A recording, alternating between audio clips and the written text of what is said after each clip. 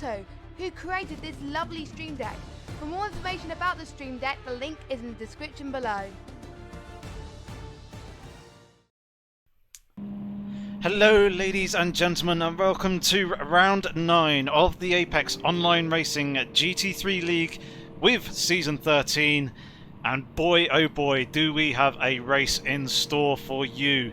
This is round 9, as I said. We are going to be racing at Bathurst with a extended race that is going to last approximately about an hour and a half in length. There is no qualifying session for this race, and instead the drivers will be forming up in reverse championship grid order. And not only that, but we have merged Tier 1 and Tier 2 because unfortunately numbers have been dropping off throughout the season. But we've merged the two tiers, and the Tier 2 drivers will be starting ahead of the Tier 1 drivers on the grid, both of them in their reverse championship orders. So this is shaping up to be one hell of a race. We are starting off in the early hours. This is just a 10-minute practice session for the guys to basically just get out on track, double check that their wheel and their setups are all good and they are prepared for the race.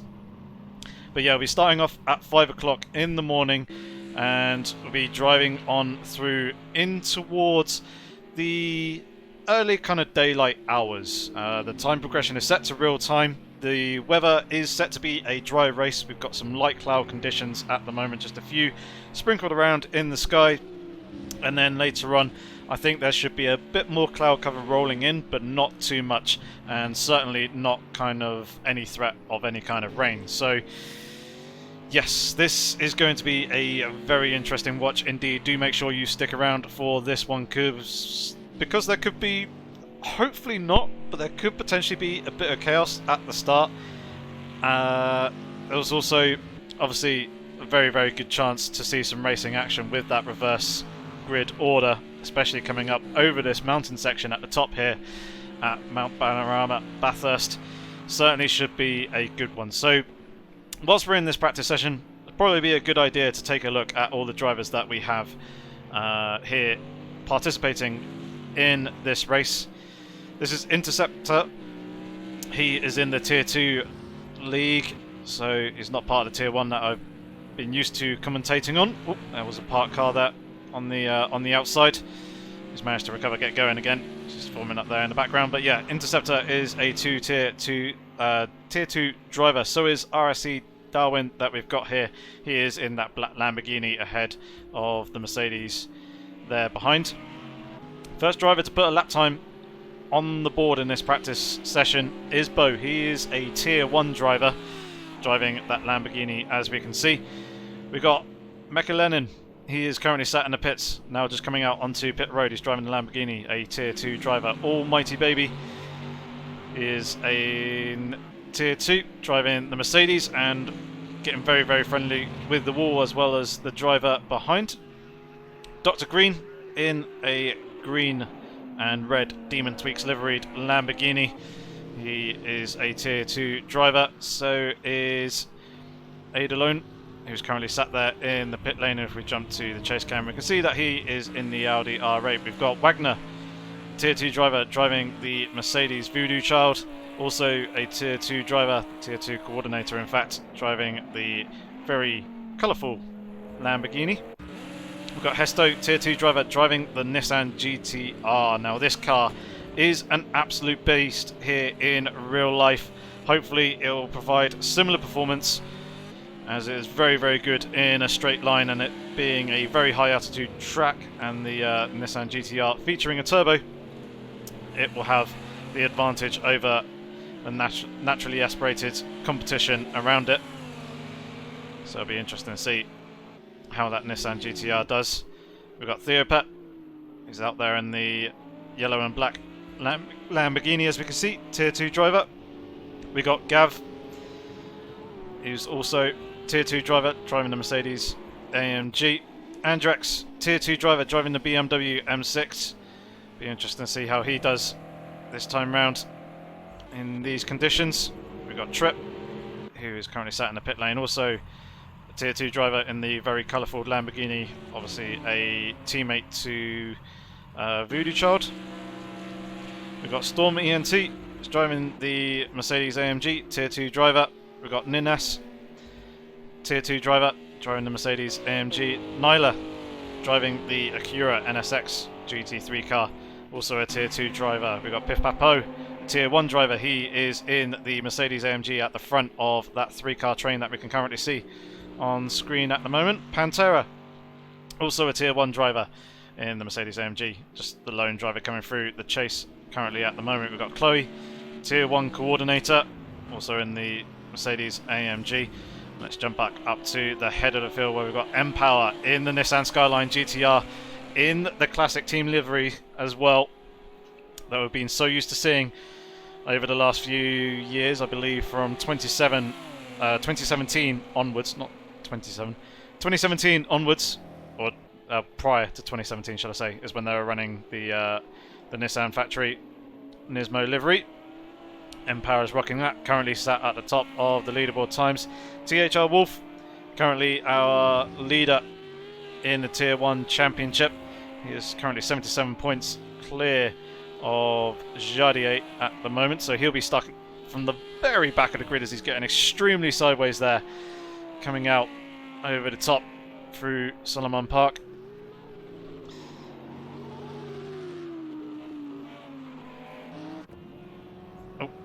That was just a change there. Mr. Van Orman's gone and popped himself up into P3, Tier 1 driver as well. There is Inky Chris, also a Tier 1 driver, driving the Lamborghini Beau we've seen and mentioned earlier. Jardier taking a trip, doing a bit of grass cutting on the inside there. Tier 1 driver, as you would have guessed, just coming into the pit lane. He's currently P2 in the championship, so he'll be starting from second to last. He'll be keen to try and keep himself ahead of Wolf and work his way up through the championship. Nade, teammate to Beau. He's got some very serious pace on him from what we've seen over the last couple of rounds. He's driving that Lamborghini, also a Tier 1 driver. And we've got Dowking returning after quite a break. Where is Dowking currently? He hasn't participated in the previous 3 rounds, so it's good to see that Dowking's back. I think he just had other commitments which meant that he wasn't able to make it to the race, but he's driving his Lamborghini, Tier 1 driver. The realist Pepito, who is, I believe, a Tier 2 driver. Let me just very quickly double check. Yes, he is indeed. Tier 2 driver. There's Andrex as we saw. Darwin, we've already gone through. Storm, Dr. Green, Wagner, Gav, Nines, Theo Pet, Voodoo Child, Benazili, Tier 1 driver. We have missed him so far. We haven't covered him. He's in the AMG GT3 car. We got Pagan Min, also a Tier 1 driver. He's out there in the Lamborghini.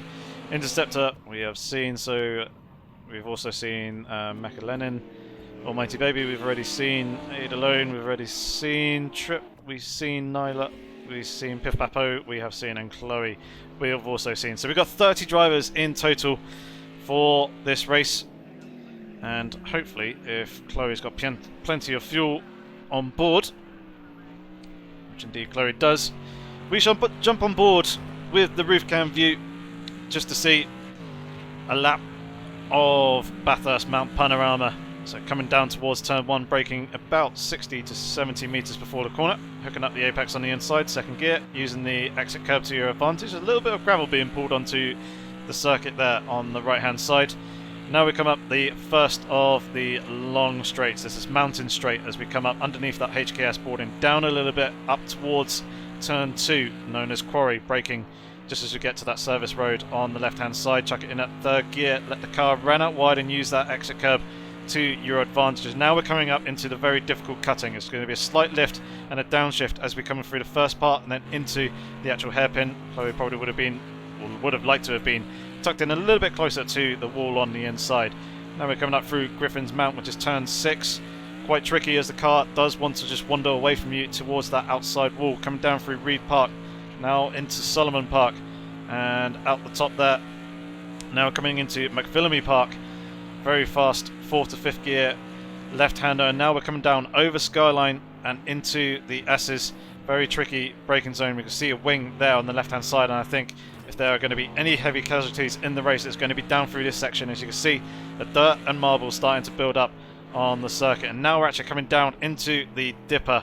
Very tricky corner as you're braking down a very steep hill. The car just wants to accelerate and not really pull up, and it's quite difficult to actually get it tucked into the apex. But now we're down onto Conrod Straight, the fastest straight on the circuit, heading up towards 260, 270 kilometers an hour, which will be about 160 to 170 miles per hour, coming through and into the chase. Very hard braking zone. Get it down into second gear, hooking up the curb, but don't bounce over the curb too much. Chloe just about managing to gather the car back up as we come out of turn 22. Now we come down to the final turn, Murray's Corner. Braking, shifting it down into second gear. You can use that inside curb, and you can run the curb on the outside as well, and then you come across the start-finish line to complete your lap of Bathurst Mount Panorama. Now, hopefully, everything is looking good in terms of the picture quality, the smoothness. Hopefully, there isn't any drop frames or anything else like that. Things seem to be pretty good on my end. It'd just be nice to have a thumbs up and also a thumbs up for the actual audio quality, that you can hear the game perfectly fine and you can hear me perfectly fine as well. So we're just progressing now into our actual race session. This will be very, very tense for the guys, and no doubt we'll have a fantastic race. So get yourself strapped in, make sure you've got a drink to hand, maybe a little snack or two, and enjoy our race coverage here for round 9. So, all the drivers on the grid, bar one. One has just disconnected. That I've just seen there. He's disappeared from the screen. We have lost a driver, unfortunately. I'm not entirely sure who that was. I'm sure we'll probably find out once the drivers have organised themselves into their correct starting order, because at the moment it is all randomised. So the drivers will need to get themselves split into the Tier 2 first, and then the Tier 1, and then they'll need to form up in a reverse championship order. So I believe the grid for the Tier 2 drivers should be starting with Milky Cereal first, but I don't think he's in the lobby. Insol Aventus should be starting in second, but I haven't seen him in the lobby. Enton third. Orbit fourth. Lawrence N in fifth. The Ruralius Pepito, who I do know is in the lobby, starting in sixth. MB KMSI starting 7th, Nin S in 8th, Gav starting 9th, TJ in 10th, Milo Gamer in 11th, Wagner in 12th, Voodoo Child in 13th. Not sure who's going to be starting in 14th. I think it might be Almighty Baby. Nyla will be starting in 15th. Adalone will be starting in 16th, Theopet starting in 17th, Dr. Green 18th, Hesto in 19th, Darwin in 20th, Storm ENT in 21st, Trip in 22nd, and then the current championship leader at the moment is Interceptor. He'll be starting in 23rd position. That's obviously providing that all the Tier 2 drivers are actually here, which I don't think they are. I think there are a few absentees. So that is effectively the order that they'll be forming up in. It will just be slightly different positions to what I was actually reading out there. And then we'll have the Tier 1 drivers also form up in order as well. Just looking through the list of names, I think Piff Paff Po will be starting near the front. Then we'll probably have Pagan Min, Bo, Inky Chris, then Dowking, then Empower, then Benazili, then Chloe, then Mr. Van Norman, then Pantera, then Jardier, and then Wolf starting at the back. So, yeah, the drivers aren't going on the green light, as you can see. Instead, they are just kind of trundling along for the manual formation lap that we actually have here, and also to basically allow the drivers to form up in the correct order. There'll be someone reading out the actual starting grid positions, so I'll make my life relatively easy. Hopefully, the guys will keep on moving at a decent pace and are not going to get retired from the session for insufficient progress. That is something that the drivers will need to keep an eye on. make sure that they do continue to move at a steady pace. But yeah, they're basically taking this formation lap to just form up in their correct grid positions. We'll then trundle around the formation lap. The max speed limit will be 120 kilometers an hour, which will be 80 miles per hour. They'll be in a single file formation where they can do their tyre weaving, trying to maintain the temperature in the brakes. And then once we get to just coming out of the penultimate turn and heading towards well, past the hotel on the right hand side down towards the final corner, they'll form up into a 2x2 formation where they will reduce their speed down to 80 kilometers per hour, which would be 50 miles an hour. And from that they'll form into their 2x2 formation, and then they'll get to an acceleration zone which is pretty short at this track. Actually, it's probably from just underneath the bridge coming out of the final corner to the actual start finish line itself. Any point between there, the race leader can put his foot down. That will signify the beginning of the race, and he has to do it in one smooth motion. He cannot fake the start, so he can't put his foot down, then lift off or jump on the brakes and then go again. It has to be that one smooth motion, and that will signify the start for the rest of the drivers. And from that point on, we shall be racing at full racing speeds. So you can see the drivers doing a very good, clean job of making sure they're actually forming up into their into their correct grid orders. Haven't really been focusing on the actual order at the moment. So we've got the tier 2 guys at the front. We've got Mecha Lenin. He'll be starting from the front of the grid, so he'll have control over the race start. In second position will be Gav. He's at quite a bit of a disadvantage because he's going to need to form himself up into a position where he can see the race leader quite clearly and be able to react to him starting. The next best position driver will be the realist Pepito, who will be starting in third place. He'll be directly behind the race leader in the same train as him. Therefore, it's a lot easier for him to react to the race start. So usually, first position is your utmost ideal position to be starting in. The next best position is to start in third place, and then on down. Second place, you're at a bit of a disadvantage unless you've got VR or tracker or something, or a button assigned that allows you to look over to see the race leader alongside you and react to them in a timely manner. So the realist Pepito in a good position starting from third place. We've got Nines starting in fourth, Wagner starting in fifth, Voodoo Child will be starting in sixth place, Almighty Baby will be starting in seventh, Nyla will be starting in eighth place, the Theopet will be starting in ninth, Dr. Green in 10th, Hesto in 11th, Darwin in 12th, Storm ENT 13th position, Trip 14th, and then Interceptor is our final tier 2 driver. He'll be starting in 15th place. Piff Paff Poe will be starting in 16th. Andrex is there, marking himself in 17th, even though Andrex is a...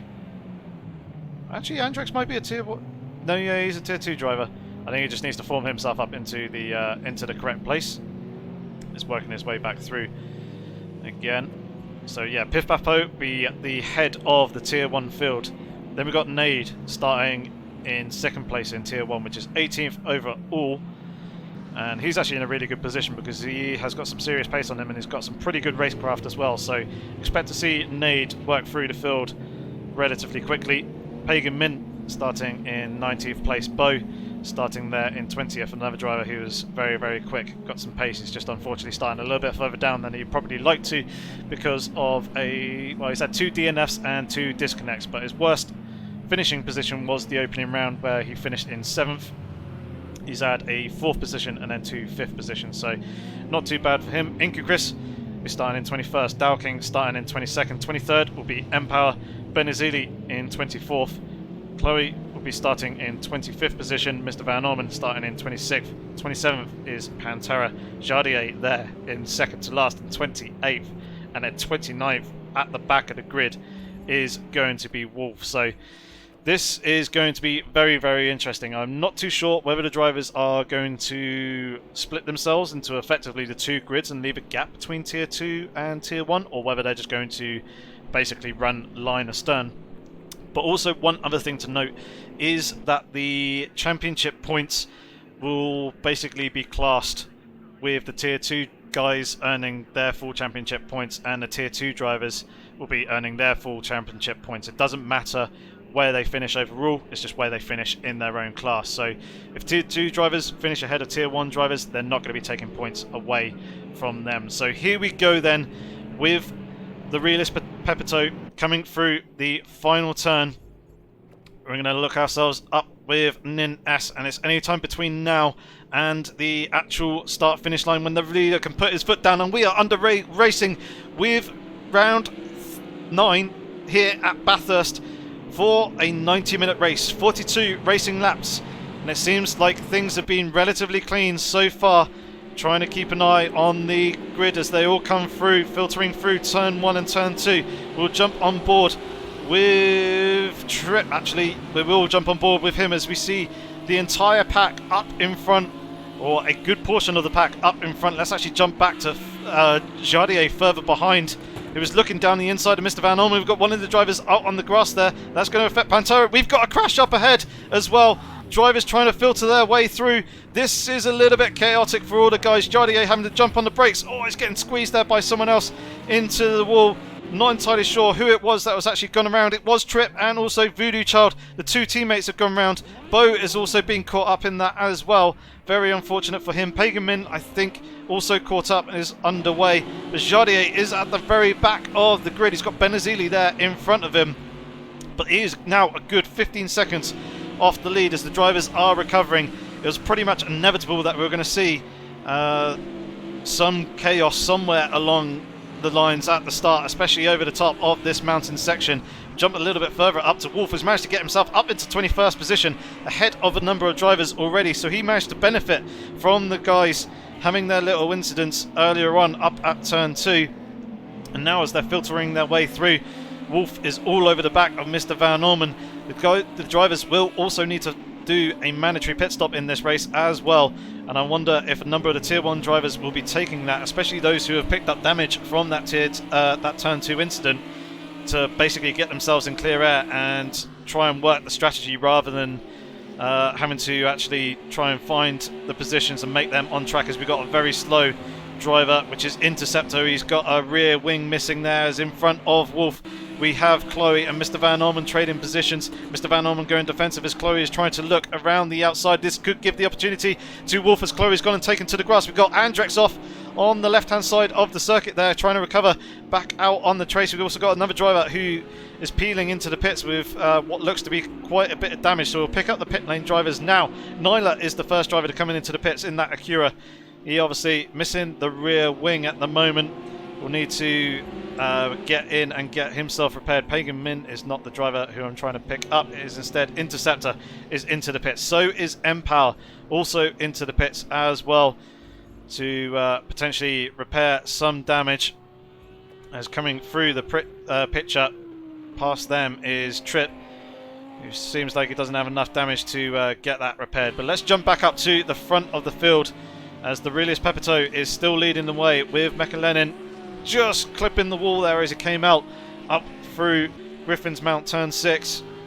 It's one thing that the drivers will really need to be careful of, so make sure that they avoid clipping the barriers across the top of this mountain section. Hesto in 4th position. He has made a number of positions and has got himself up just shy of the podium places in that Nissan GTR. He'll be looking to try and get himself past Gav, who is there immediately in front of him, coming down the Conrad Straight, just coming into the dipper now, and down in through Forest's Elbow, just the little left-handed kink. So jumping on board here with Hesto, surely he should have the straight line speed over Gav coming down the straight. He's got the slipstream, he's got the turbo, which the Mercedes doesn't, so he's got the power advantage. And it's a relatively easy pass before they get to the chase for Hesto to get himself now up into 3rd place. Things are looking very, very good for him. Jumping a bit further back, we've got Darwin chasing down Almighty Baby, and we've got Wagner currently in 5th place at the moment. Theo Pet is coming slightly under threat from Storm ENT, but they're not close enough to be trading any positions at the moment. Pip Papo, we can see behind Dr. Green in 12th position. Inky Chris is there lurking in 13th, and then Mr. Van Ormen currently sat there in 14th, and it looked like Inky Chris is trying to go around the inside, or sorry, around the outside of Pif Papo coming into the final corner, but that'll be a very difficult pass, but he might be able to get the drive coming off and accelerate down the start-finish straight to try and make the move coming into turn 1, and it looks like that Wolf is all over the back of Mr. Van Orman that we can see just behind as well. So let's jump on board with Wolf as we're coming out of turn 1. There we can see Mr. Van Orman in front of us. Seems like Mr. Van Orman's got the slightly better exit. Coming up Mountain Straight, we can see as we jump to the roof cam, we can see that Inky Chris is having a look to the inside of Piff Paff Po coming towards turn 2. Mr. Van Orman closing up quite considerably down the straight as well, but Inky Chris and Piff Paff Po going side by side, jumping on board with Mr. Van Orman to use him as a camera car, and it looks like Piff Paff Po has managed to hold on to that 12th position for the moment, keeping Inky Chris behind, doing a very good defensive job there. Pantera is into the pit lane to serve his mandatory pit stop, potentially repair some damage as well. Jardier, currently up into 17th position, is now behind Chloe, looking to try and get past, but he's going to be stuck behind. Coming across over the top of the mountain, there's very little overtaking opportunity unless the driver in front of you makes a major mistake. But jumping back to Wolf, he's got a gap of just under 4.5 seconds to Chloe behind. So once Jardier gets past Chloe, he's going to have a fair amount of work to close up to this 4-car train for 12th position at the moment. As Wolf goes and clips the wall both on the inside and the outside there, that is going to be some damage, both aero and potentially suspension damage to his Lamborghini. May see him jump to the pits on this lap, but we'll get an indicator as to how much damage he's kind of picked up, because as you can see, despite being in a slipstream, he's starting to fall off. I think he may have actually been lifting out there slightly as well. I'm not entirely sure. But actually it looks like that Inky Chris is going down the inside of Piff Paff Po, coming up into the braking zone, but he's going to be on the outside here. Will he be able to hold it around the outside? It doesn't quite look like it. Piff Paff Po has managed to hold the position, and Mr. Van Orman has capitalised and gone around the outside of that penultimate turn. Surely he's going to be looking very, very closely at the back of Piff Paff Po, as Wolf is now going down the inside of Inky Chris as well. Also going for the double move, going down the inside of Mr. Van Orman. Mr. Van Orman just saw the move coming at the very last moment, just about gave enough room to Wolf on the inside. They're pretty much rubbing fenders on the way down towards turn 1, but Wolf is going to have the inside line. He's going to give him room on the exit. He is, but is Mr. Van Orman going to have the drive coming off the corner? Both of them are trying to get the slipstream of Piff Paff Po in front of them. The advantage will be going to Wolf at the moment, as he's slightly better situated in the slipstream, but Mr. Van Orman has managed to nose ahead. He's now coming down the inside of Piff Paff Po, coming into turn 2. Looks like he may just about be able to get the move done, and he does indeed, just squeezing Piff Paff Po out. Very good defensive driving there by Mr. Van Orman.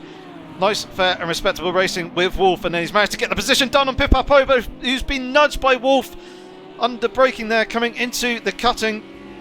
Wolf looks like he may have gained the position. I'm pretty sure he's going to need to give that back if he wants to avoid being taken to the stewards later on, because that very much seemed like a bit of a bump and run. But this is played very, very nicely into Jardier's hands, who has very quickly got that 4.5 second deficit down, and he's right onto the back of Inky Chris now as he's coming up over Skyline. Having a look down the inside of Inky Chris is giving him the racing room. What a move by Jardier there to pull that one off. Not often you see that move going up over across Skyline there. Fantastic racing stuff. Very fair and respectable driving by Inky Chris to see that one coming and give Jardier the room to slip past on the inside. I imagine that Jardier will make relatively short work of Piff Paff Po in front of him coming down. Come rod straight here. He's picking up the slipstream, as we can see. Now he's pulling out slingshot past, and yep, you can see he's got quite a bit more of a straight line speed advantage as they're coming in towards the chase, topping out at 279 kilometers an hour before getting hard on the brakes and down into second gear. Hooks up the apex very nicely and holds on to that 14th position. So brilliant stuff by Jardier there, and the drivers in and around for that battle for 12th position. Let's jump back up to the front, where the realist Pepito is still holding the race lead. He's got a 3.5 second gap to Hesto behind in the Nissan GTR. He's managed to work his way up through the field and get himself into second place. Mecha Lenin is currently sat there in third position at the moment, kind of in no man's land, with a 4 second gap to Hesto in front and a 3 second gap to Gav behind. He's just coming into turn 2 now. He's currently sat there in fourth position, and actually Nade has managed to get himself now up into fifth place. So the leader of the tier 1 drivers is making relatively short work of the tier 2 guys, and he's managed to get himself up into clear air now. So Nade will be an interesting to watch on the timesheets to see how much time he can gain on Gav and the drivers in front over the next few laps. Wagner was his previous victim, so he's now down into 6th place. He's got Theopet behind as Wagner gets very close to the wall there, coming out through turn 6, now coming through Frog Hollow and into Solomon Park. And it's Theopet. It's coming very much under threat from RSC Darwin behind, as we can see. So they come up over Skyline. You can see the sky starting to turn a pinky, more orangey, yellowy hue. Starting to see some more blue colours in the sky as well, a bit higher up, as the sun is starting to creep more towards the horizon for sunrise. Very beautiful, picturesque conditions that we have here at Bathurst, as one of the drivers behind was very, very wide. I believe that was Almighty Baby. Managed just to keep it out the wall though, coming out the exit through the Dipper and Forest Elbow. But behind him he has Stormy NT, who is lurking, trying to pick up the slipstream and trying to find a way past. Stormy NT looking to the inside as they're coming to the chase. It looks like Jade is trying to make the move on Wolf as well. In the background, it looks like Almighty Baby is going to have his work cut out. He's got the inside line. He's going to hold on to that position behind. We've got Mr. Van Orman trying to go at Stormy NT now. He's got past Dr. Green. He's trying to squeeze his way through a very narrow gap coming down towards the final corner. It looks like Jade's managed to get himself past Wolf and is having a look down the inside as one of the drivers has gone sideways there. That was... don't think it was Dr. Green who was... I think it was Almighty Baby who was facing sideways.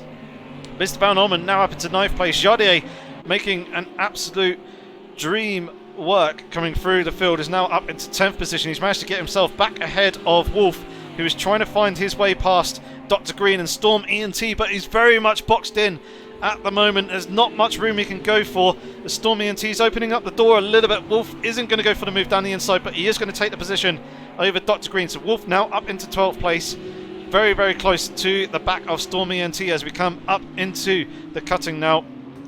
Under brakes, taking it a little bit more cautiously this time. Last time we saw a couple of laps ago, Wolf made contact with the back of Piff Papo coming into the cutting there and kind of bumped and run on Piff Papo to gain the position. But yeah, Wolf can see the drivers up in front all kind of squabbling over positions as someone is looking relatively slow up there. Who is that? It is Wagner, and now Stormy NT getting on the brakes. Wolf making contact with the back of him, and we've got a couple of drivers a bit further up ahead who are a little bit slow as well. We're on board with Theopet. Mr. Van Orman has managed to get past him. He's coming very much under threat from Jardier behind, and at the front of this train we do have Darwin and Theopet clattering the wall there on the inside of the Dipper. Hopefully he didn't pick up too much damage from that, but that's allowed Jardier to slip through now up into 8th place. This is just constant battling, drivers swapping and changing position near enough continuously at the moment. It's absolutely fantastic stuff. And up ahead we've got Darwin and Mr. Van Orman trading positions. Looks like Mr. Van Orman has got the move done relatively cleanly under braking and into the chase, and now he's coming very much under threat from Jardier. Behind is Darwin. Jardier having a little bit of a look to the inside, coming into the final turn, sticking his nose in. Darwin's going to give him room though and let that one go through, which, to be fair to him, was going to happen relatively soon anyway, and he's a tier 2 driver against a tier 1 driver. There's not really much point in fighting the tier 1 drivers. It's better to just let them go, try not to lose too much time, and just try and stick to, or as close to them as possible. Basically just focus on the other tier 2 drivers. So Chloe's into the pit lane, serving a mandatory pit stop. I think M-Power is probably our lead driver out of all those who have pitted, as Benazili is on the back of Piff Papo. He's got quite a bit of damage on the front. He's missing a front light there, that, as we can see. Andrex is leading this train at the moment. This is battle for 15th place, but Wagner is very, very slow up ahead, as we can see. Andrex closing up very quickly indeed, and that's actually Piff Papo having a look down the inside of Almighty Baby. He's managed to get the move done. Almighty Baby coming very much under threat now from Benazili, as Andrex is all over the back of Wagner. Wagner seems to have quite some substantial damage. Andrex going around the outside there, coming through Frog Hollow. Brilliant stuff. Wagner doing a pretty good job, to be fair, to stick, or try and stay to one side as much as possible and let these drivers go through without costing them too much time. So very good stuff by Wagner. Now Nade is up into 4th position and is looking at Mecha Lenin coming up along Conrad straight towards the chase. We did say that Nade is going to be a very quick driver and will make very short work of these tier 2 guys. This is 3rd position. Done and dusted, relatively easy for him. I just need to keep an eye on his lap times. At the moment he's pretty much equal pace with the leader. Hesto seems to be the quickest driver out on the circuit at the moment with his 206.863. Actually no, scratch that. M-Power down in 19th position, out in clear air after making his mandatory pit stop. He's in the 205s at the moment, so very good solid pace by him. But Nade lapping a little bit quicker than 2 drivers that are now in front of him, 2nd and 1st position on the previous lap, despite actually making the move on Mechalinen as well, who's now coming under pressure from Gav. Mr. Van Orman in 6th position, I believe 2nd place in the tier 1 standings, and Jardier is just there behind, less than half a second between those 2 drivers. Currently in 7th overall and 3rd in the tier 1 standings.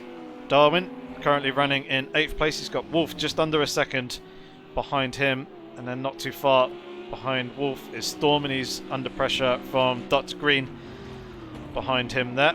We've then got Theopet currently in 12th place, coming very close to the wall on the outside there, but does a good job of managing to keep his Lamborghini out of it. Inky Chris just coming through the cutting there. As we can see, it looks like he's dislodged his front bumper slightly, so that's not going to be helping him. Andrex is now broken clear of the train that we last saw him leading. Now up into 14th position after getting past Wagner, who had some quite severe damage, and Wagner is now into the pit lane to repair that damage. So Andrex in a bit of clear air, be looking to try and close back up to the drivers in front of him. Benazili, they're currently in 15th place at the moment, just coming up over the top of the mountain. He's got Piff Papo not too far behind him. Almighty Baby is jumping across the inside there, coming down through the S's. Oh, skirts the wall slightly as it comes down through the dip of 14 and 15. It's a really tricky place as the car does lift the inside wheels coming down through there, and you do lose quite a bit of grip, but I think he was just trying to get out of the way of M-Power, who was coming through, and has now got himself up into 17th position. But this is now the battle for the race lead.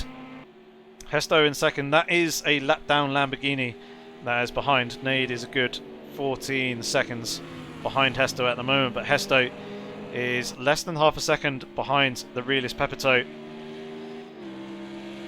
This is obviously for the overall race lead, but also the race lead in the tier 2 standings, as both of these 2 drivers are tier 2 drivers.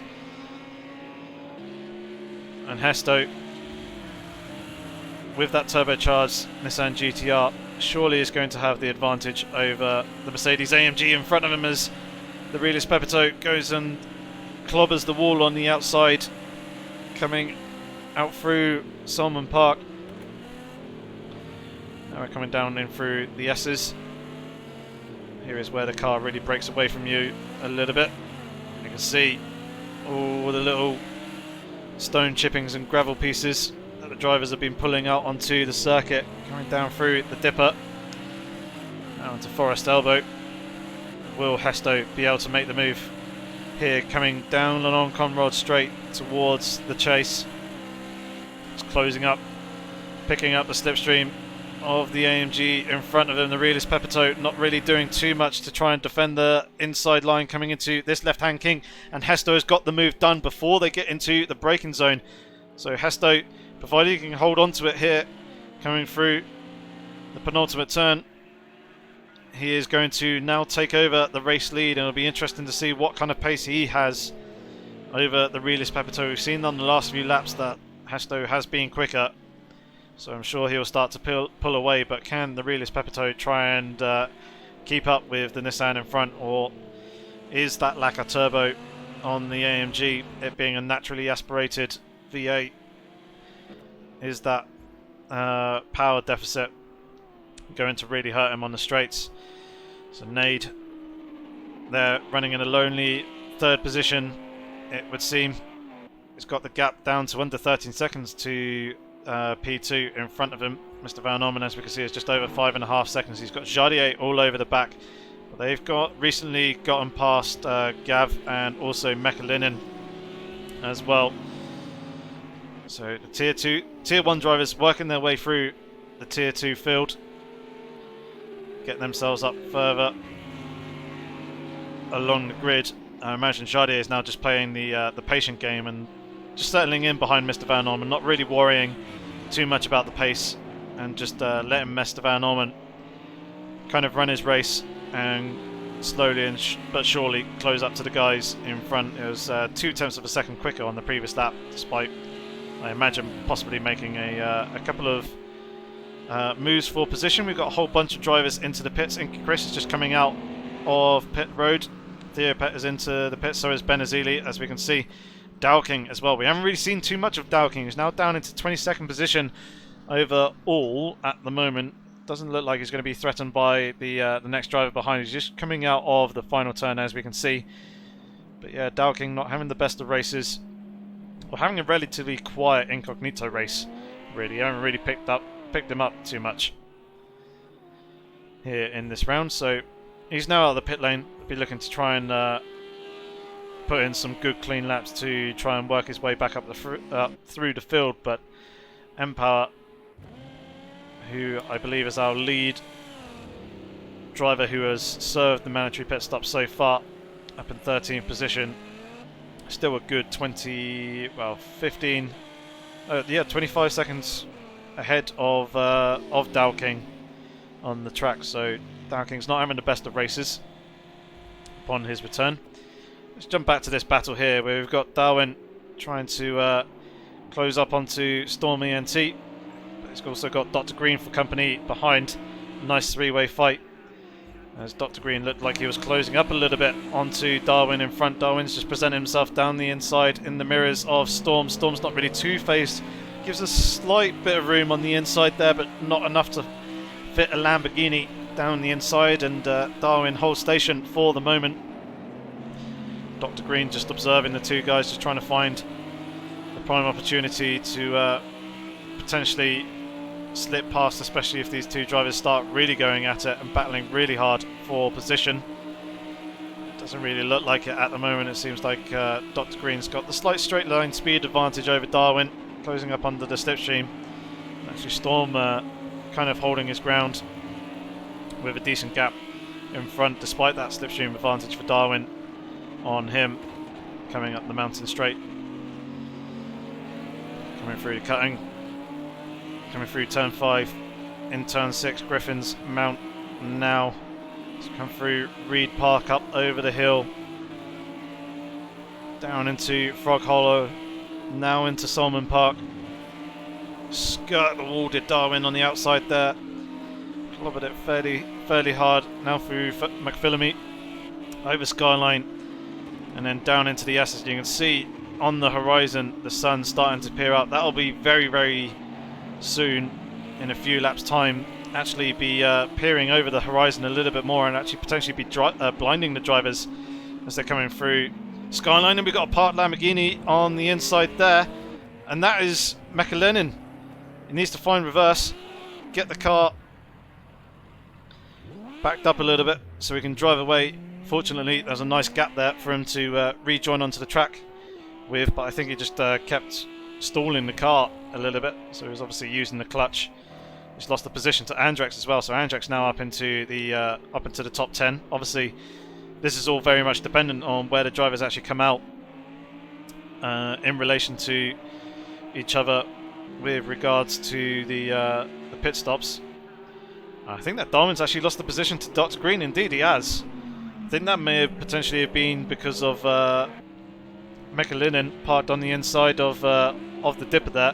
Might have surprised Darwin a little bit, and Dr. Green, possibly with a slightly better view of it, was able to set himself up for a better run coming out onto Conrad Straight and got the pass done before the chase. That is just speculation.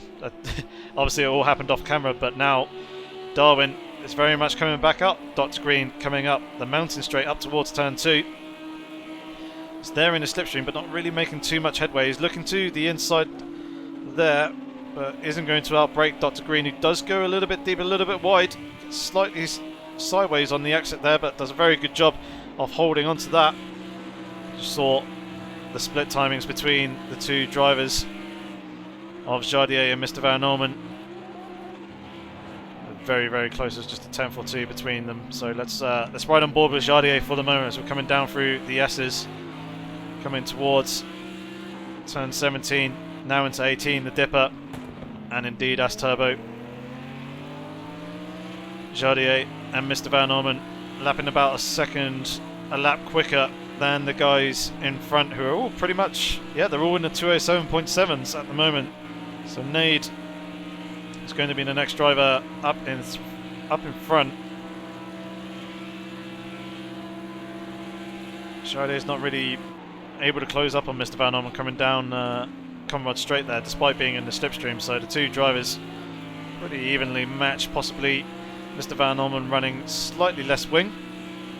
Just looking slightly to the inside, but not going to be able to do anything there. And is that Nade coming into the pit lane? And indeed it is. So Nade's now coming into the pits to serve his mandatory pit stop, letting Mr. Van Orman and Jardier go in front. We're on lap 13. It's our 12th racing lap. Let's watch him come up the hill here, that mountain straight. Certainly seems that Mr. Van Orman's got a slightly less draggy car than Jardier. Jardier isn't closing up, despite being in the slipstream of the Lamborghini in front. But that'll probably mean that Jardier's got a slightly more planted and confident and safer car coming up over the mountain here. So we're right on board just to observe that, just to see the difference between the two cars. This is a rear wing on the just off to the right of the racing line, back there. Both drivers doing a pretty good job of steering clear of the outside wall, and there is that sun now peering over the horizon just as they're coming into Skyline. So the drivers are going to be blinded coming down through the S's here. It's going to make it very difficult for them to spot their braking points, but you do kind of just rely on muscle memory and a bit of a rhythm with braking there, going through the sequence of turns. Basically, once you get the wheel straight, you just kind of dab onto the brakes a little bit and shift down a gear. So not really an issue for these two Tier 1 drivers, coming through very, very nicely indeed. Hesto in the low 206s as well as Mr. Van Orman and Jardier on the previous lap, whereas the realist Pepito is up in the mid 207s. I think that's some lap traffic that's up there in front of him. Dr. Green, Andrex closing up on Dr. Green in front, and Dr. Green relatively close to Storm as well. Those two drivers relatively close. Once again, Jardier just presenting himself in the mirrors of Mr. Van Orman as they're coming into the final turn. Darwin on his own has dropped back off the after being passed by Andrex. He's got Nade 5 seconds behind, so Nade is made his mandatory pit stop and is in a very good spot indeed. Currently sat in 9th place. Basically now the leader of the drivers who have served their mandatory pit stops. I'm not too sure if Wolf has actually been into the pits as of yet. I think he may have been, considering the gap distance between himself and Jardier. So I think Wolf is now net second out of all those who have pitted. Almighty Baby, as we can see, is currently there in 11th place. We did see him in the wall earlier on, so he's doing a good job to be running currently in 11th. Interceptor, we saw, had some real troubles a lot earlier on in the race. He had a rear wing missing, so he went into the pit lane earlier on. Empower, I think Empower's run into a little bit of trouble, potentially either having to make passes on drivers or seeing that damage as, on the front of the car with the bodywork flapping around. He may have found a wall somewhere along the line and is now suffering from some damage. Let's actually jump on board with Inky Chris to see if we're closing dramatically up on Empower. It doesn't look like it. 245 coming into the braking zone that I saw there. Pantera, as we can see, chasing down Inky Chris for 13th position at the moment. Benazili is there in 15th. We've got Chloe for very close company behind Darwin, being through the pits. As we saw, is now back out on track in 17th. 18th is Theo Pet. Dowking now out in 20th position and skirts the wall there. That is lap traffic that is in front of him. So hopefully Nyla driving the Acura NSX will move out of the way and let Dowking through without holding him up too much. Pagan Min is currently there in 20th position. Wagner 21st. Nin S now just got within a second on there or thereabouts to Wagner. In front, 23rd is Tripp, and he brushes the wall on the outside of turn 2 there. Piff Paff Po now down in 24th position. Mecca Lennon is down in 25th now, after we saw him looking at the wall on the inside of the dipper previously. Voodoo Child caught up in the incident on lap 1 in turn 2, down in 26th place, and Nyla, see that, down in 27th as well. So let's jump back up to the battle for what is now 3rd position, as Jardier is very, very close to the back of Mr. Van Orman still. They don't look like they are going to be trading positions anytime soon, and Andrex has now actually got himself past Dr. Green and is looking onto the back of Storm ENT. So let's ride on board here. So I think Andrex has got the pace advantage. It's a good 7/10 of a second on the previous lap. So Andrex looking pretty good at the moment. I think Chris and Pantera are relatively close together as well. Similar to these two drivers, I think they might actually be coming up Mountain Straight. They are indeed, but they're not close enough for any moves. So let's jump back up to Andrex, who's all over the back of Storm ENT as they're coming into the chase, and still that sun very low on the horizon, blinding the drivers as Andrex was almost on path there to be going into the tyre wall, but he did a fantastic job of keeping out of it. But that was a brush with the wall coming out of turn 15 and 16 there. Hopefully he didn't pick up too much damage, and again another knock with the wall coming down through the dipper and into Forest Elbow. Clearly trying to push hard and wanting to see if he can get past Storm relatively quickly, but in doing so it's hurt his momentum and has dropped back a number of car lengths. Now he's got the slipstream. You see him hitting 281 on the straight, flipping up almost up against the rev limiter under braking. I was just coming down through the gears into the chase.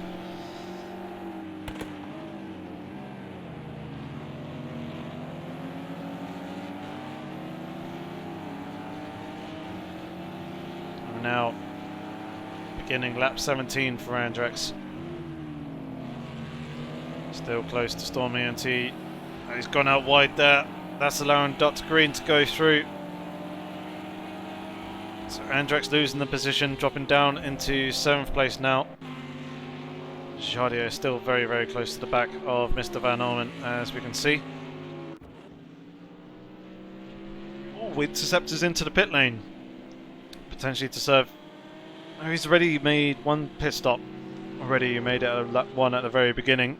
So this is a second stop of the race. Increase has lost the position to Pantera, is relatively close behind. Just up the road from Pantera is Empower. Empower still seems to be in the low 206s though. I don't think there's too much damage, despite that bodywork flapping around at the front of that Nissan GTR. So I think Empower is all good. Darwin's now into the pit lane as well. And so is Chloe. Chloe's back into the pits once again. So a number of drivers stopping twice, which is quite interesting.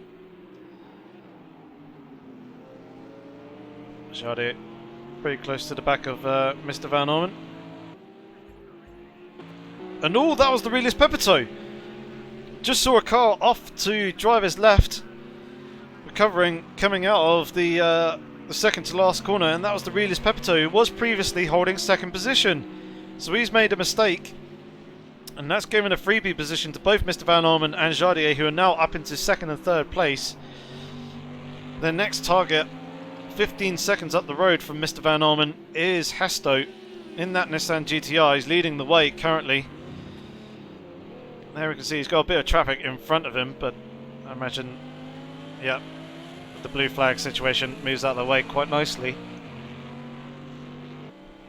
So that's not really going to impede Hesto too much. He's got some pretty solid pace as well in the low 206s.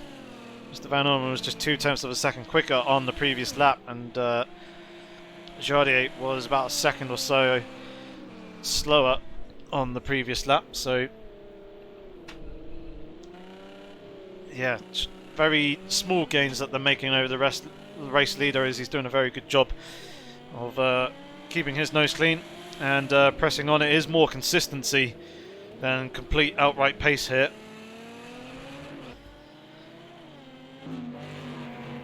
Jardier and Mr. Van Ormen very, very close. That is how close those two drivers are, coming down through the S's, through all the bumps, the rises and the dips. Jardier just trying to open up the dipper for himself to get the good run coming off. Mr. Van Ormen has actually got a very solid run coming off the corner, and is going to extend a number of car lengths out to basically prevent Jardier from having any opportunity of trying to make a pass coming down into the chase. Mr. Van Ormen does have some traffic in front of him though, but they should move out of the way relatively easy without too much trouble. Mr. Van Ormen looks like he's taken about a second out of Hesto on this lap. Second and a half perhaps. Jardier also gets past the lap traffic and closes right back up onto the rear of Mr. Van Ormen again. And yeah, there you can see the lap time difference.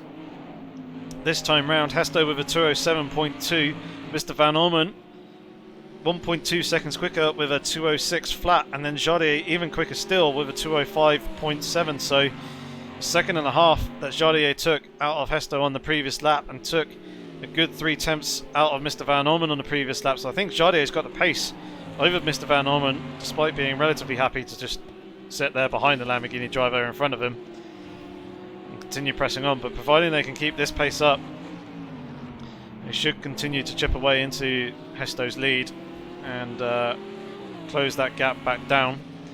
Aurelius Pepito now there in 4th position, as we can see, after what was potentially a spin or a half spin earlier on. Dr. Green now up into 5th place, as I think maybe... no, Storm has actually dropped down into 8th place. So Storm's had a bit of trouble somewhere along the line, and on the previous lap with a 212.2 would indicate exactly that as well, unless he did go into the pit lane, because he's now behind Nade, and Nade is now right behind Andrex as well, but I didn't see him come into the pit lane. Andrex has dropped off the back of Dr. Green, as we can see. So there's battles in various places throughout the field as Andrex goes and clobbers the wall pretty hard there, coming down into Frog Hollow, down into the drainage ditch, which could allow Nate to close back up onto the rear of him as we come down over the crest, down through Skyline and into the S's. See skirting their way through, dancing between the walls, down through the dips, now down into the dipper. Both Andrex and Nate doing a good job of hooking up the inside, and Andrex really running close to the wall on the outside there to really try and get the good drive coming off the corner. And with that, he's actually extended a couple of car lengths. He does also have a turbo on his car. The Lamborghini, which Nade is driving, is naturally aspirated, so without the power deficit there, with the higher altitude, as there isn't quite as much air density flowing into the engine as there is when down at sea level, whereas the turbo, with that fan spinning, is still able to force the air in at the same density and pressure no matter the altitude, so it doesn't lose out on power. And we're just seeing that Andrex coming into the pit lane to serve a mandatory stop, so that then releases Nade to try and close up onto Dr. Green in front, who is 2 seconds up the road, and jumping back up to the top 3. Jardier still over Mr. Van Ormen as Mr. Van Ormen skirts the wall, but I'm not too sure if that was just lag with me coming back up to these two guys, or whether that was actually Mr. Van Ormen actually clobbering the wall there. But we can see the lap times on the board. Hesto, Mr. Van Orman, all pretty much equal pegging. There's not really much in it, bar a tenth or so. So it's very, very close between the top three in terms of lap time when all three of them have some clean air to run in.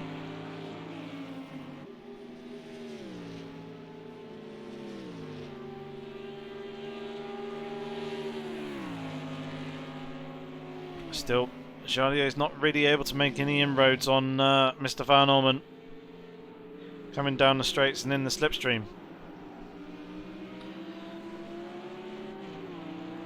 Which must be quite troubling for Jardier in some ways, because obviously he'll be looking to eventually try and pass Mr. Van Orman at some point.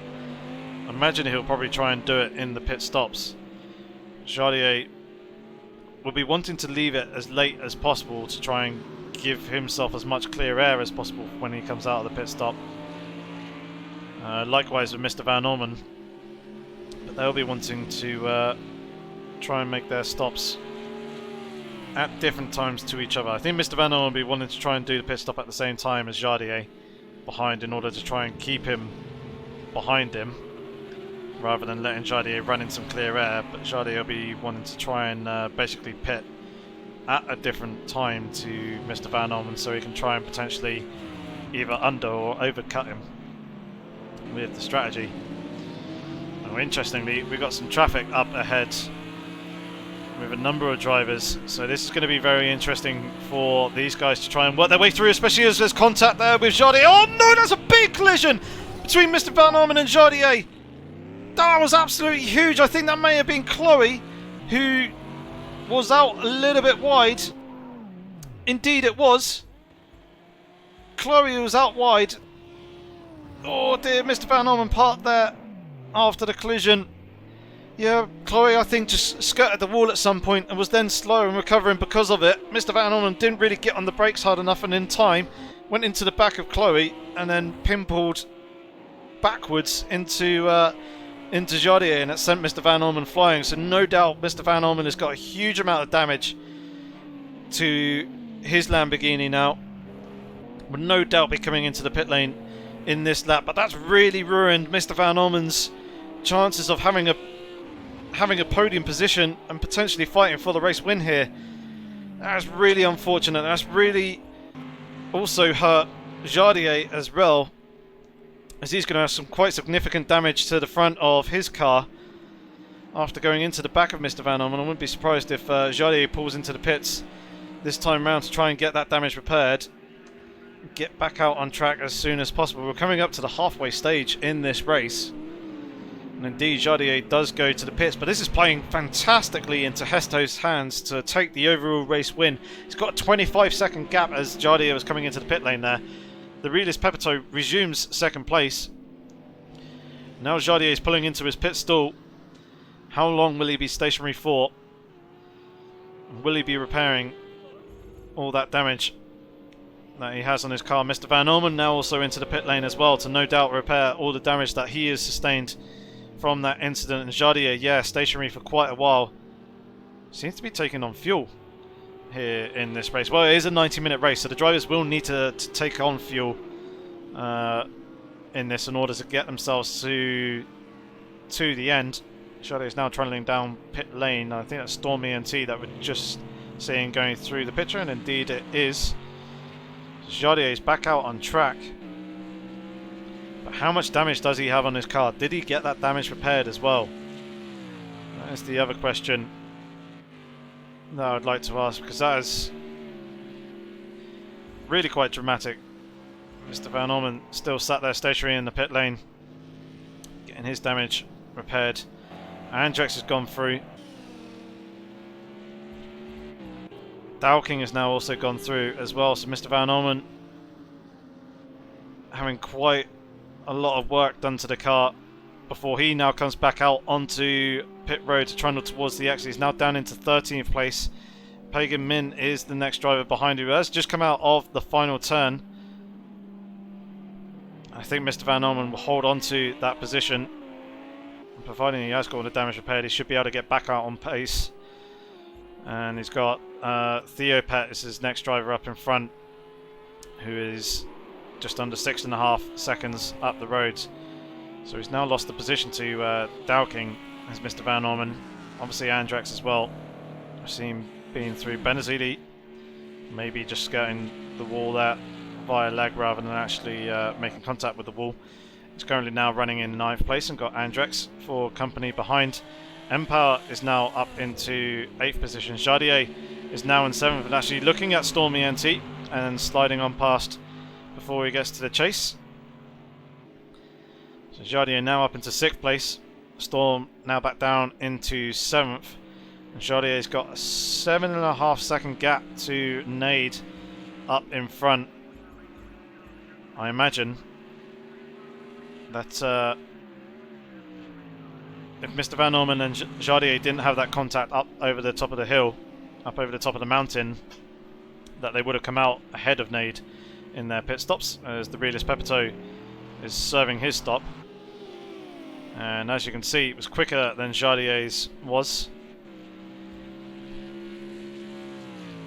So yeah, Jardier no doubt repairing the damage to his car.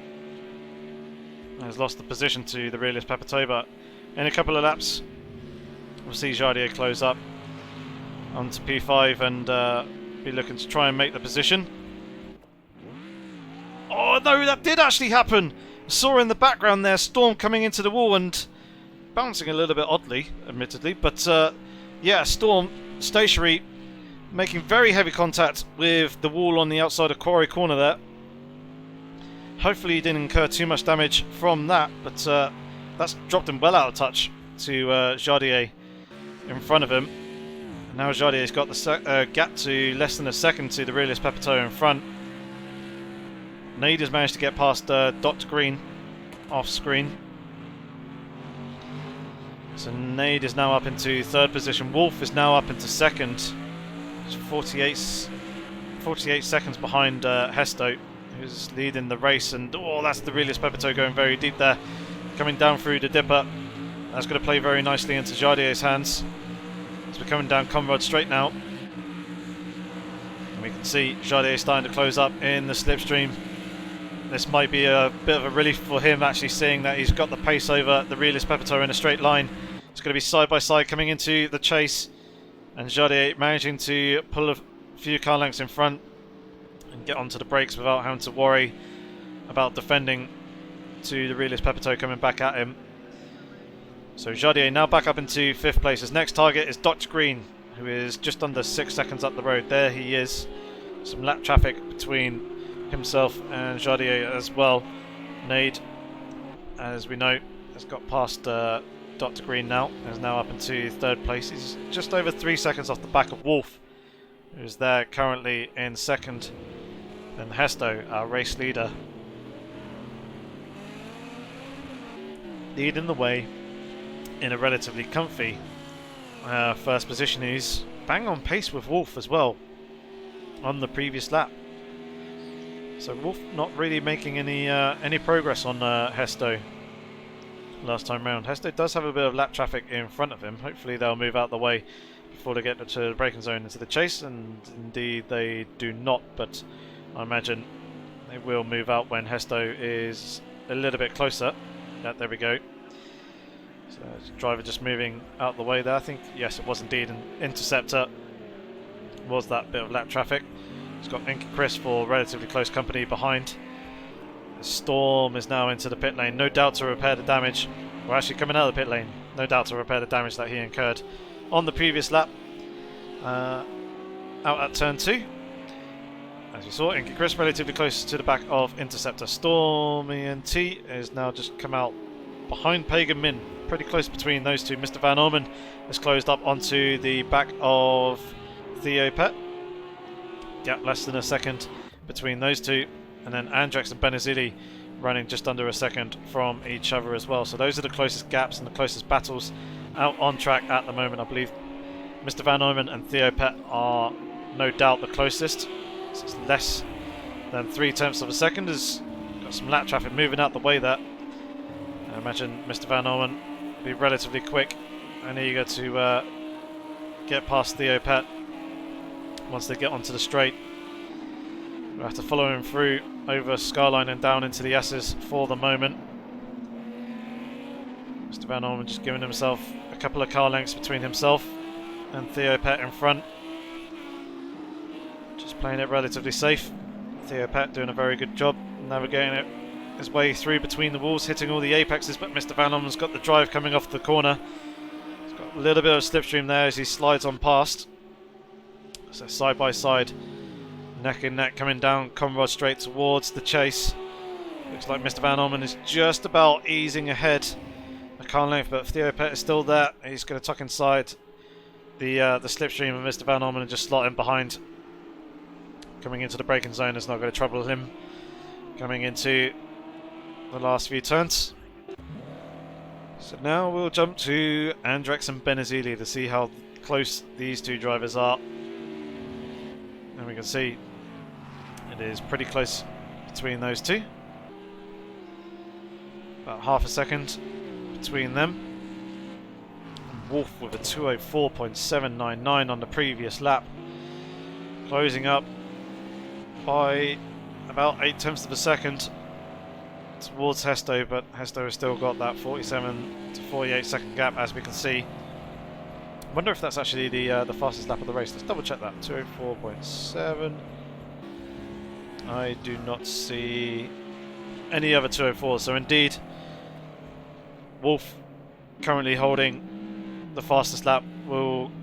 As at the moment, is in good standing to get the fastest lap bonus point, to see himself getting that at the end of the race on top of whatever points he earns.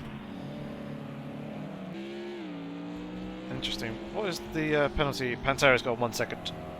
Oh, excuse me. Pantera's got a 1 second penalty to his name. Let's jump back up to Paganman, fairly close to the back of Theo Pet and Mr. Van Orman. We've got some lap traffic there darting out of the way. I think that might be Nin S. Indeed, it is.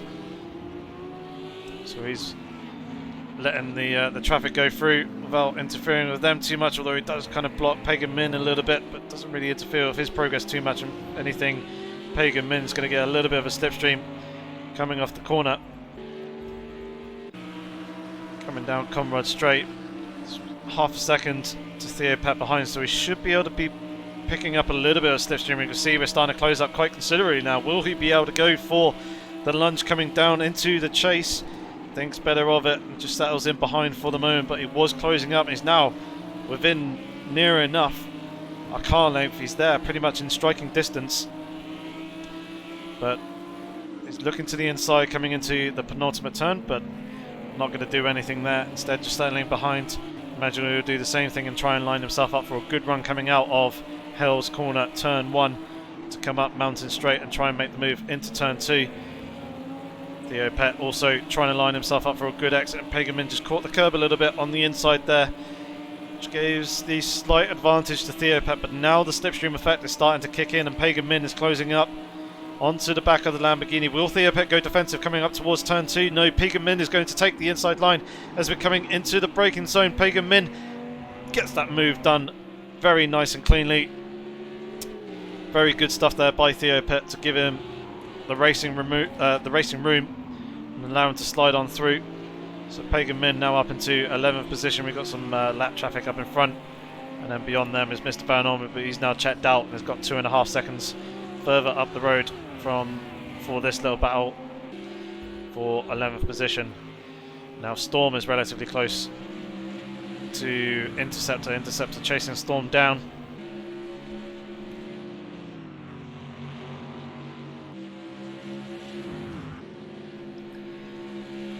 See them just coming across the top of the mountain. Excuse me while I was just taking a swig of water just there.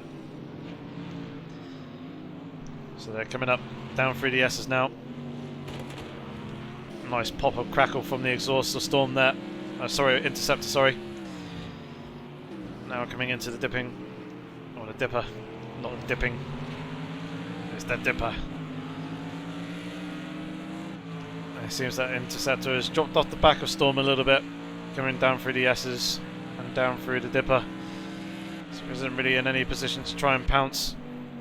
Coming into towards the chase, Jardier on his recovery drive after the incident a handful of laps ago is now closed up onto the back of Dr. Green. Wolf is continuing on with his pressing assault towards Hesto at the head of the field with another 204.7. Very quick and consistent lap times, and Dr. Green getting out of the way of Jardier there, just allowing him to go through as he come up over the top of Skyline, just facilitating the pass and letting Jardier take 4th position. And that is of course 4th position overall at the moment. Dr. Green is currently in 2nd place in the Tier 2 class, so he'll pick up the points for that 2nd place position. Hesto, our overall race leader, is the leader of the Tier 2 class. Wolf, who's currently in 2nd place at the moment, is the leader in Tier 1. And yeah, Wolf continuing on with his 204s. This could potentially be another 204 as he's heading towards the start-finish line. And indeed it is a 204.603. I think that might be the fastest lap of the race. And indeed it was. So Wolf continuing to set PBs and continuing to make it that little bit more difficult for any other driver to pick up the fastest lap bonus point. He's getting that gap down to 41 seconds now to Hesto in front. Hesto is still yet to serve his mandatory pit stop.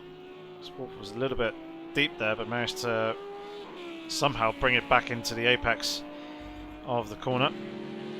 See that Dr. Green is now just over a second behind Jardier. Nade is currently up there in 3rd position at the moment, doing pretty solid lap times in the 206s. Jardier is just under 5 seconds behind. Let's jump back to the battle between Interceptor and Storm, and they're very, very close together as they've been passing through some lap traffic. Interceptor trying to find a little bit of a way through with a little bit of a switchback, but not really working there coming into the final turn. Storm going a little bit deep there. This is allowing Interceptor to close those couple of car lengths back up. Just looking to the inside, way over to the inside of Storm coming into Hell's corner, and actually Storm has gone a little bit deep once again, but that's forced Interceptor to back out and hesitate getting onto the accelerator coming out of Hell corner. And that has allowed Storm to hold on to the position coming up Mountain Straight. So Interceptor still sat in 14th position at the moment. We're down to 24 drivers after starting with 29. We were going to be 30, but unfortunately Aid alone disconnected just as we were coming from the qualifying into the race session. We just saw also Interceptor finding the outside wall out at Quarry corner. Biff Papo relatively close to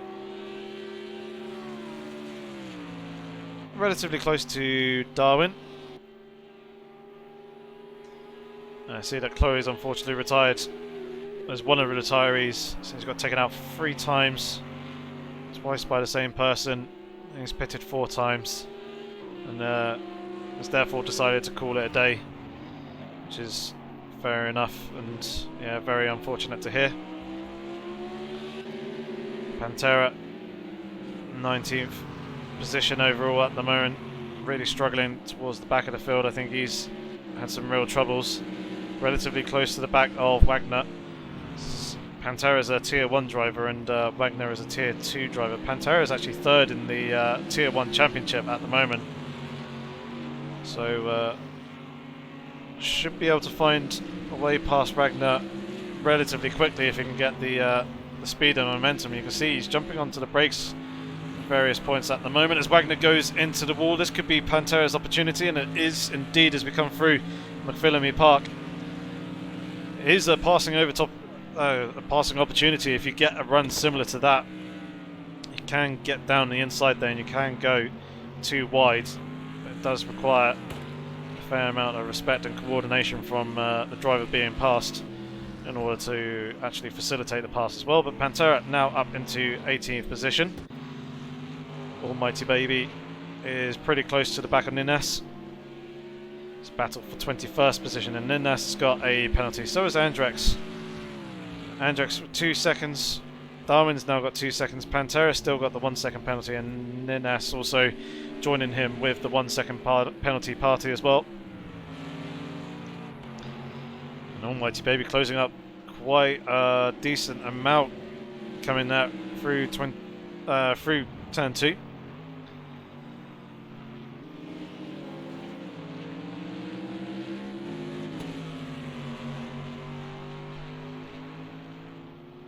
Coming out through Griffin's Mount, up through Reed Park, down into the drainage ditch, just there on the outside up against the outside wall. Through Solomon Park, now into McPhillamy Park. Almighty Baby all over the back of Nines in front of him. He's going defensive, coming over Skyline and into the S's, and Nines got that horribly wrong. Can he keep it out of the wall? No, he can't. He just clobbers the wall there. We've got Voodoo Child coming through. Nines having to go backwards on the circuit a little bit just to find the space to turn around. He's got plenty of time and space to do that, but yeah, just was offline, trying to defend the inside, coming up over Skyline. He's now actually gone and lost the rear wing, clobbering the wall, coming down through the S's. But yeah, he was offline, and when he got onto the brakes, he just wasn't in the right position. Couldn't quite get the car slowed down, and lost control of the car as it's coming over the crests, and ended up spinning 180 and then bumping into the wall backwards. He's now lost the rear wing because of his troubles. So no doubt he'll be into the pit lane to get the damage repaired there. Hesto still leading the way at the moment. Lap 31 out of 43. One of those laps has been a formation lap. The remaining 42 laps are all racing laps. So we have done 30 racing laps in total. Hesto still leading the way. The gap 38 seconds to Wolf behind. Wolf down in the 204 still, banging in the consistent lap times, whereas Hesto is up in the mid 206s at the moment. We have seen some low 206s from Hesto, so he's got some decent pace about him. I imagine that he can actually see the gap to Wolf closing down behind him. Oh no! We just caught Hesto clipping the curb on the inside up at Skyline. That's gone and spun him round. Now he's in a very precarious position. Oh, he's gone and collected. I think that might have been Storm ENT as Hesto was trying to get back onto the track and get himself straight. Just unfortunately didn't see the car coming. And yeah, went forward just as Storm was coming through. I believe that was Storm. Indeed it was, because Inky Chris is there behind. So dramas for our race leader. No doubt he has got some significant damage to the front of his car. It probably would have only been light damage just from the initial tap with the wall. But after being collected by Storm, as he was trying to get himself back straight and back facing the right way again, he'll have even more damage than what he would have bargained for. So I imagine we're going to see Hesto coming into the pits this time round to get that damage repaired. He's going to relinquish the lead to Wolf. But now the question is, where is Hesto going to come out in relation to the other Tier 2 drivers? The next Tier 2 driver is Dr. Green in 5th position at the moment, who's 41 seconds back. So it'll be interesting to see how long Hesto's pit stop is going to be and whether he can retain the race lead. So now the pit crew gets to work, topping up on fuel. So we'll need to take a little bit more to make it to the end of the race. There we can see Wolf just at the very left of the picture coming through. Nade is just coming into the final turn now. So Wolf now takes the race lead. Nade will pick up second place. Hesto is still stationary for the moment. Jardier will come through to take third. away from Hesto. Hesto is still stationary. Where is Dr. Green? There is Dr. Green coming across the start-finish line. So Dr. Green is now going to take the lead in the Tier 2 class. Hesto is still stationary. Will he lose the position to the realist Pepito? It looks like he will. So the realist Pepito has now gone through. Where is Benazili? That's the next driver. Benazili is a Tier 1 driver. There is Hesto. He's now got himself rolling. So he's going to come out behind Benazili and also Andrex as well. And Hesto will rejoin the track in 8th position. My oh my, what drama for what would have been an absolutely stellar result for Hesto. Where is Hesto in the Tier 2 Championship? Bear with me 1 second whilst I just bring this up to get a look. So he was 5th in the Tier 2 Drivers' Championship at the time.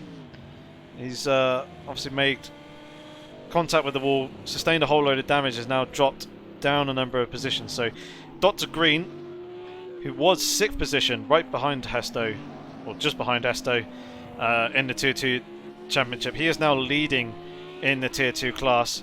The realist Pepito, he was quite a bit further down in the Tier 2 Championship, down towards the tail end, down towards the bottom.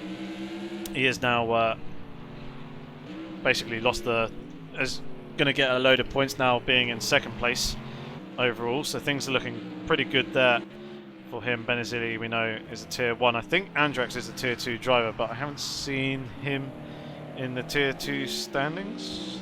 Just bear with me a moment just to double check. Yeah, I don't see him in the Tier 2 standings. I don't see him in the Tier 1 standings that I can see either, but I can only see the top 25 positions up on my second screen. And I do believe that is correct, Asto, but I do think everybody has been through the pits now. I'm pretty sure Wolf has. But he has now inherited the lead after starting from last position. How far back is Hesto? He's 47 seconds behind, so 47 seconds behind Wolf, so he was stationary for quite a bit longer than a normal stop would have been. But yeah, very unfortunate for him having to deal with that one.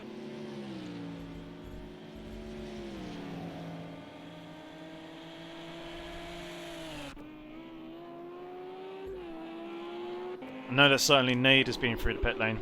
Definitely know that much. Who's the driver who's there in front of him? Is that Mr. Van Orman? If Mr. Van Orman is still in the race. He is still in the race, but it's not Mr. Van Orman, so that must be Darwin, the Tier 2 driver. Yeah. Currently down in 15th place at the moment, so Nade's got a little bit of traffic for company, but so fuel tank. Chloe's saying the fuel tank will be empty by lap 32, so all the drivers must have been into the pits in order to take on fuel, and yet indeed Wolf has got 33 litres to last him the final 10 laps for the rest of the race. Nade's got plenty of fuel, 52 as we can see. I'm wondering if Wolf is potentially cutting it a little bit fine. 33 litres, so to go 10 laps, it's about 3 litres of fuel. Yeah, just over 3 litres of fuel per lap. Yeah, 3.2 per lap that he needs to be using, or less, in order to make it to the race. But after Wolf had his troubles in Sugo about 3 rounds ago, back in round 6, where he ran out of fuel in the last corner on the last lap, I don't think he'll be making that same mistake again this season or any future seasons. So hopefully Wolf has got his fuel calculations right, but we'll keep an eye on it. So it was best part of 33 litres when he went across the line. He's coming up over Skyline. Let's actually jump on board with him as well. Actually jump into the cockpit cam as well, so we get an actual driver's eye view of what Wolf is seeing, and he is seeing his car sliding around a little bit there, coming down through the S's. Now coming down into the dippers, using first gear to try and hit the car into the apex, and gets hard on the accelerator when coming out.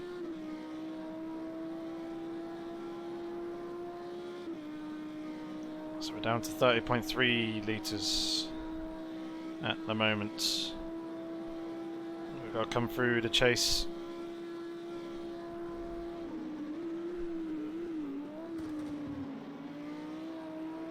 Which indeed he does, without any troubles. And now coming into the final turn, Murray's corner. So now 29.4 litres. So he might be using a little bit more than 3.2 litres per lap, which if that is the case, Wolf is going to be cutting it very, very fine indeed for the remainder of this race in his fuel load. Jardier is pretty safe there, was 43.2. Dr. Green will be needing to make a pit stop. He's got 14.3 litres of fuel. So Dr. Green will end up relinquishing the race lead, probably to the realist Pepito. At the moment he's got plenty of fuel. Benazili has got plenty of fuel as well. Andrex, same there too. So is Hesto. He's got plenty of fuel now. Mr. Van Orman looking good on fuel in 9th position. He's got Dalking pretty close behind. So actually Mr. Van Orman's gained some time. He's managed to get himself past Dalking. It's been a move that's happened off track.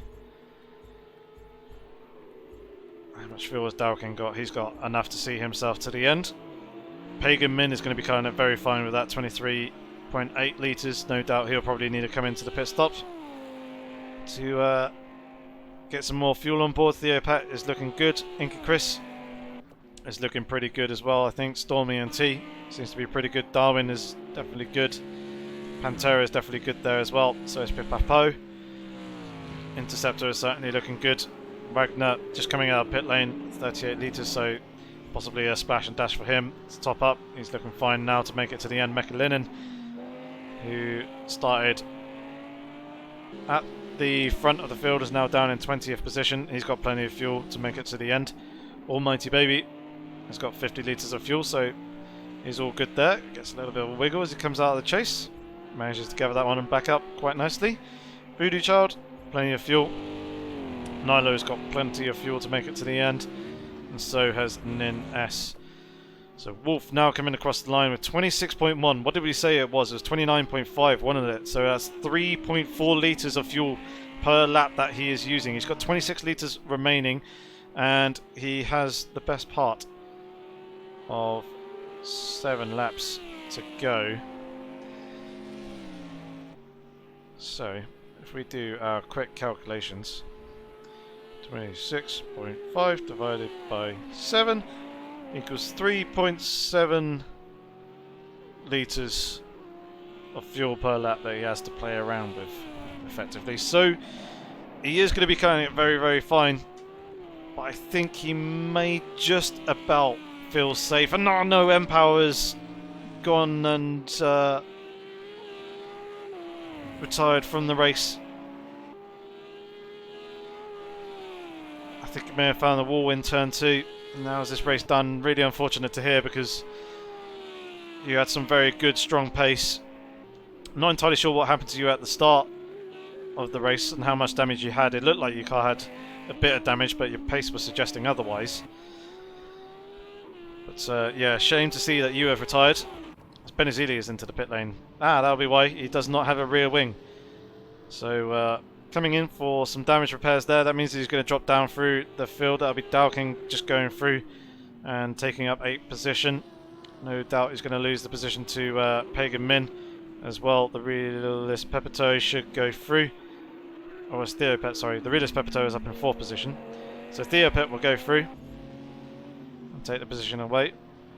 As there's a Monster Energy board floating across the track there. I don't know whether that's because of the wind. Very unlikely. More likely that someone collected that Monster Energy board and knocked it across to the left-hand side of the circuit. But Benizidi now coming back out onto the track, out of the pit lane. He's got the fuel that he needs. It's just a case of fitting on a new rear wing onto the back of that Mercedes AMG GT3. Mäkinen relatively close to Wagner. These are the two closest drivers out on circuit at the moment, apart from obviously all the guys who are lapping traffic or being lapped by other cars. Mäkinen closing up on Wagner quite considerably, as that is Nines that they're just gone past. And Wagner lifting out of the throttle here. Mäkinen looking to the inside, coming up across Skyline, and gets the move done as they come into the braking zone down through the S's. I think Wagner may have had a slowdown warning and was wanting to clear that rather than picking up the time penalty, and that allowed Mäkinen to go through and take 18th position. So good opportunistic stuff there to trade places. And who shall we watch?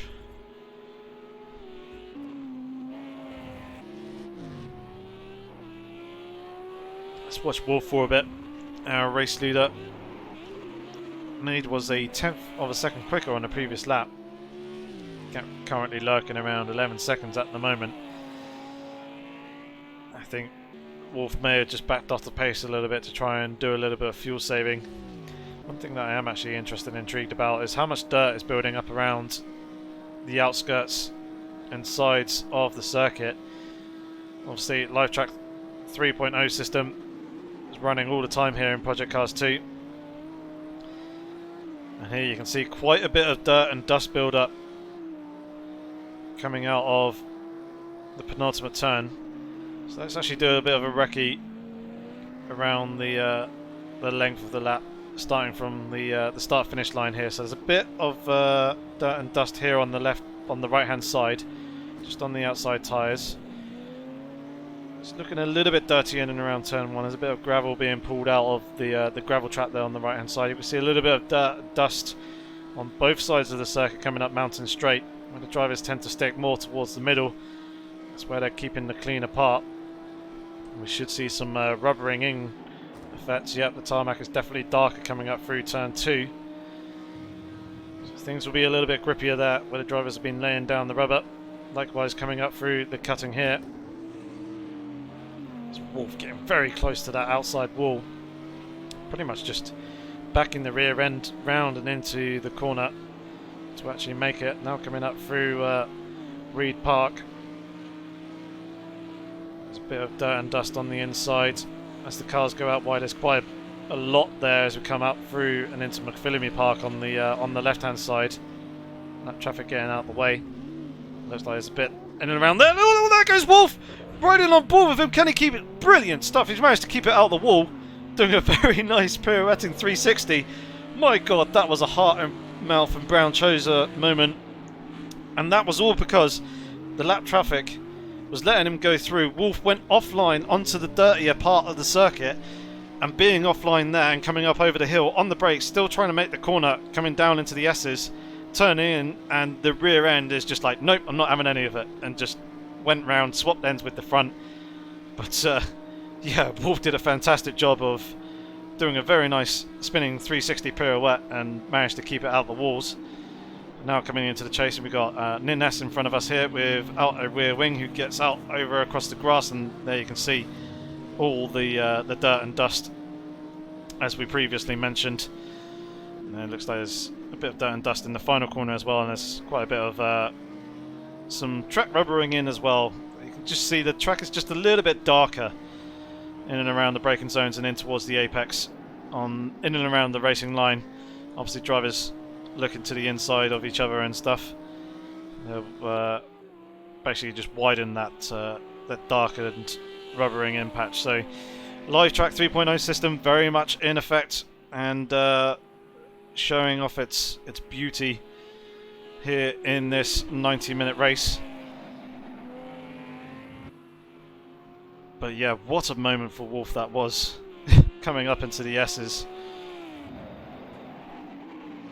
pretty much had everything that you could possibly cross for him to avoid going into the wall. All the fingers, all the toes. He was probably crossing eyes.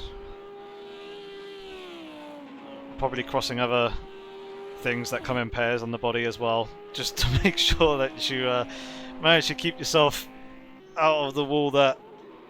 And again, not taking any liberties coming over the top of Skyline there, really chucking the car in, just full commitment, not letting the previous lap incident phase him at all. And is really pressing on. But yeah, as you guys are saying in the live chat, Wolf is really tight on fuel and probably won't actually make it without going for another pit stop. Jardier is indeed flying with a 204.449. I think that might be the fastest lap on the... No, it's not, sorry. I was getting a little bit excited there that Jardier may have had the fastest lap of the race with his 204.449. And it would have been, from what I last saw of Wolf's previous fastest was a 204.602. But since then, Wolf has gone faster and has done a 204.270. Don't know what lap that was. But yeah, Wolf still holding on to that bonus point for the fastest lap at the moment, providing that no one else is... Benazili's done a 204, but it was a 204.9, so yeah, fastest lap point goes to... is going to Wolf at the moment, unless Jardier can find a little bit more pace. And...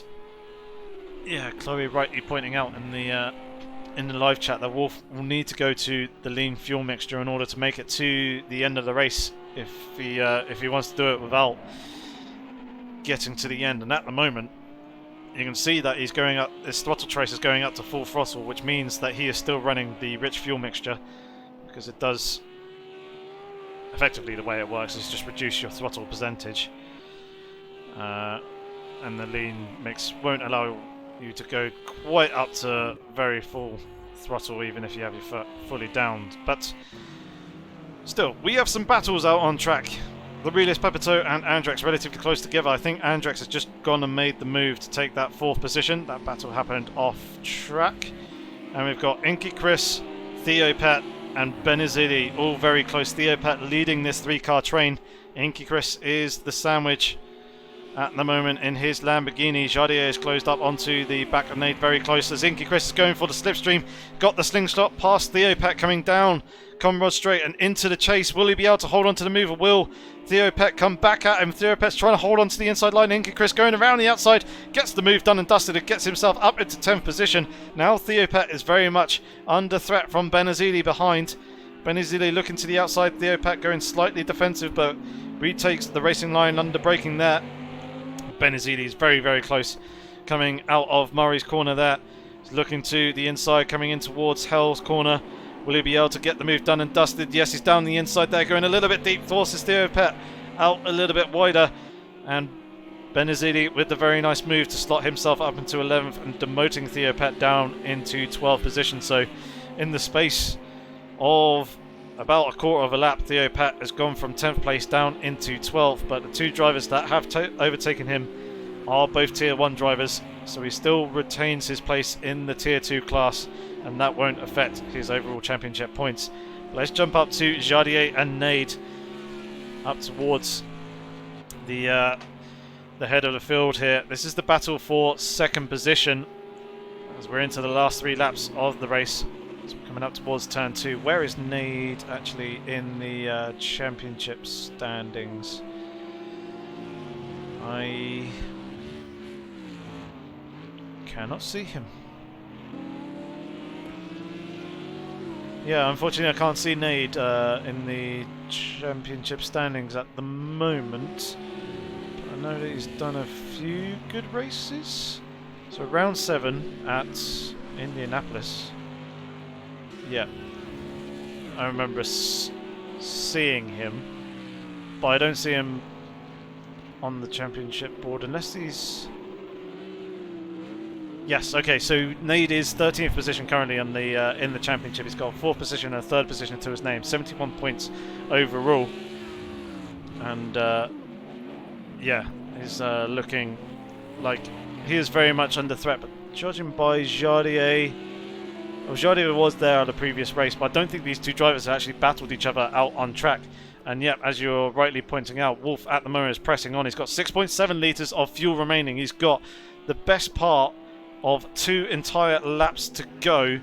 So he even needs to start lifting and coasting now to make it to the end. I think he might be able to if he does start actually lifting and coasting. He's got a 11 to 12 second gap to the guys behind. Nade and Jardier are going to be battling for position. And that's going to play into Wolf's hands to try and hold on to the lead. And we can see the gap is now starting to come down. It's now under 11 seconds, and Jardier is right there up underneath the rear wing of Nade, slightly looking to the inside, coming in towards turn 1. Nade is giving him the space and room, but that is also going to actually prevent Jardier from getting on the throttle quite as early as he liked. That's actually a pretty good defensive move there by Nade, just to take away Jardier's acceleration coming off the corner. And Nade, despite having Jardier in the slipstream, is going to hold on to that second position one more time, coming up over across the top of the mountain, unless he makes a major mistake. Slight little wiggle there from Jardier. I think Jardier was possibly thinking about making the move down the inside coming into turn 2, but because of that lap traffic, that wasn't going to work. He was effectively boxed in, but Nines doing a very good job of getting out of these two drivers' way before getting to the mountain section. Oh, you see Jardier there just having to hesitate slightly, coming out through Reed Park just to avoid the wall. Nade getting very, very close, literally millimetres between the right side of his Lamborghini and that concrete barrier as they're coming out through Salmon Park. We've got a little bit more lap traffic out in front as we're coming down through the S's at the moment. Hopefully they won't interfere with this battle too much as we're riding on board with Jardier at the moment. Jardier will be looking to try and line himself up for a good run coming off this corner, but Nade is positioned quite nicely. If he can get on the throttle a little bit harder and a little bit earlier than Jardier, he may have the slight edge. Nade should also have the slipstream coming from that lap traffic in front of him as well, which should help him in his defence. We've just got to hope that the lap traffic does get out the way before we get into the chase and doesn't hold either of these two drivers up, but I'm not sure if that's actually happening at the moment. Nade going defensive, looking to the inside of the lap traffic. Jardier is going to follow him through. Can Nade get it slowed down and hold it on the car? Hold the car on the track. Just about manages to do so, and just about manages to keep Jardier behind as well as we're coming into the final lap of the race. How much fuel does Wolf have? He has 3 litres exactly. He might be able to get to the end of the race and complete this final lap with those 3 litres. It would just need to do a lot of lifting and coasting. Jardier and Nade still going at it though. This is the battle for second position at the moment as we're coming out of turn 1. This is a very intense finish to this 90-minute race that we've got here, and it looks like that Nade is going to be able to defend coming up towards turn 2 unless Jardier does an almighty dive bomb from very far back, but he's too much of a wise head to risk making that move, and instead it's going to settle in behind and follow him along across the top of the mountain for the moment. Very, very close stuff between these two. I don't really want to jump away just in case anything happens off camera, but I know that the Riddis Pepito and Hesto are very close together. Let's take a quick look at them. Yeah, there they are. Hesto got himself back up into 6th position. Chris Benazili and also Pagan Mineral fairly close to one another as well. Let's jump back up to this lead battle as we're now coming down through the SS section. Jardier closing up a few car lengths. Oh no, he's going to make contact with the wall! Jardier's gone round! That is him definitely not going to be able to pick up second position. He was really pushing hard to try and close in and try and really pressure Nade on this final lap, but the slightest misjudgment coming down through the S's there, and that was Jardier into the wall, just making contact, getting spun round, and he's gone and lost his rear wing because of that. We'll jump up to our race leader who's coming towards the line with 0.8 litres of fuel remaining in his car at the moment. There's a car off track on the right hand side, but THR Wolf coming down towards the final time, the final turn for the final time, will be coming across the line with half a litre of fuel, doing a little wiggle dance there to celebrate his race win from the back of the grid. takes yet another win here in round 9. Coming across the line, not too far behind, is Nade, picking up a very well-deserved second position. Jardier coming across the line, he'll come home in 3rd place. What could have been for him, that could have been an epic battle between himself and Nade in the final half of the lap, but Jardier unfortunately made that slight error and that slight mistake. Andrex coming towards the line in 4th position. He's coming through the chase at the moment.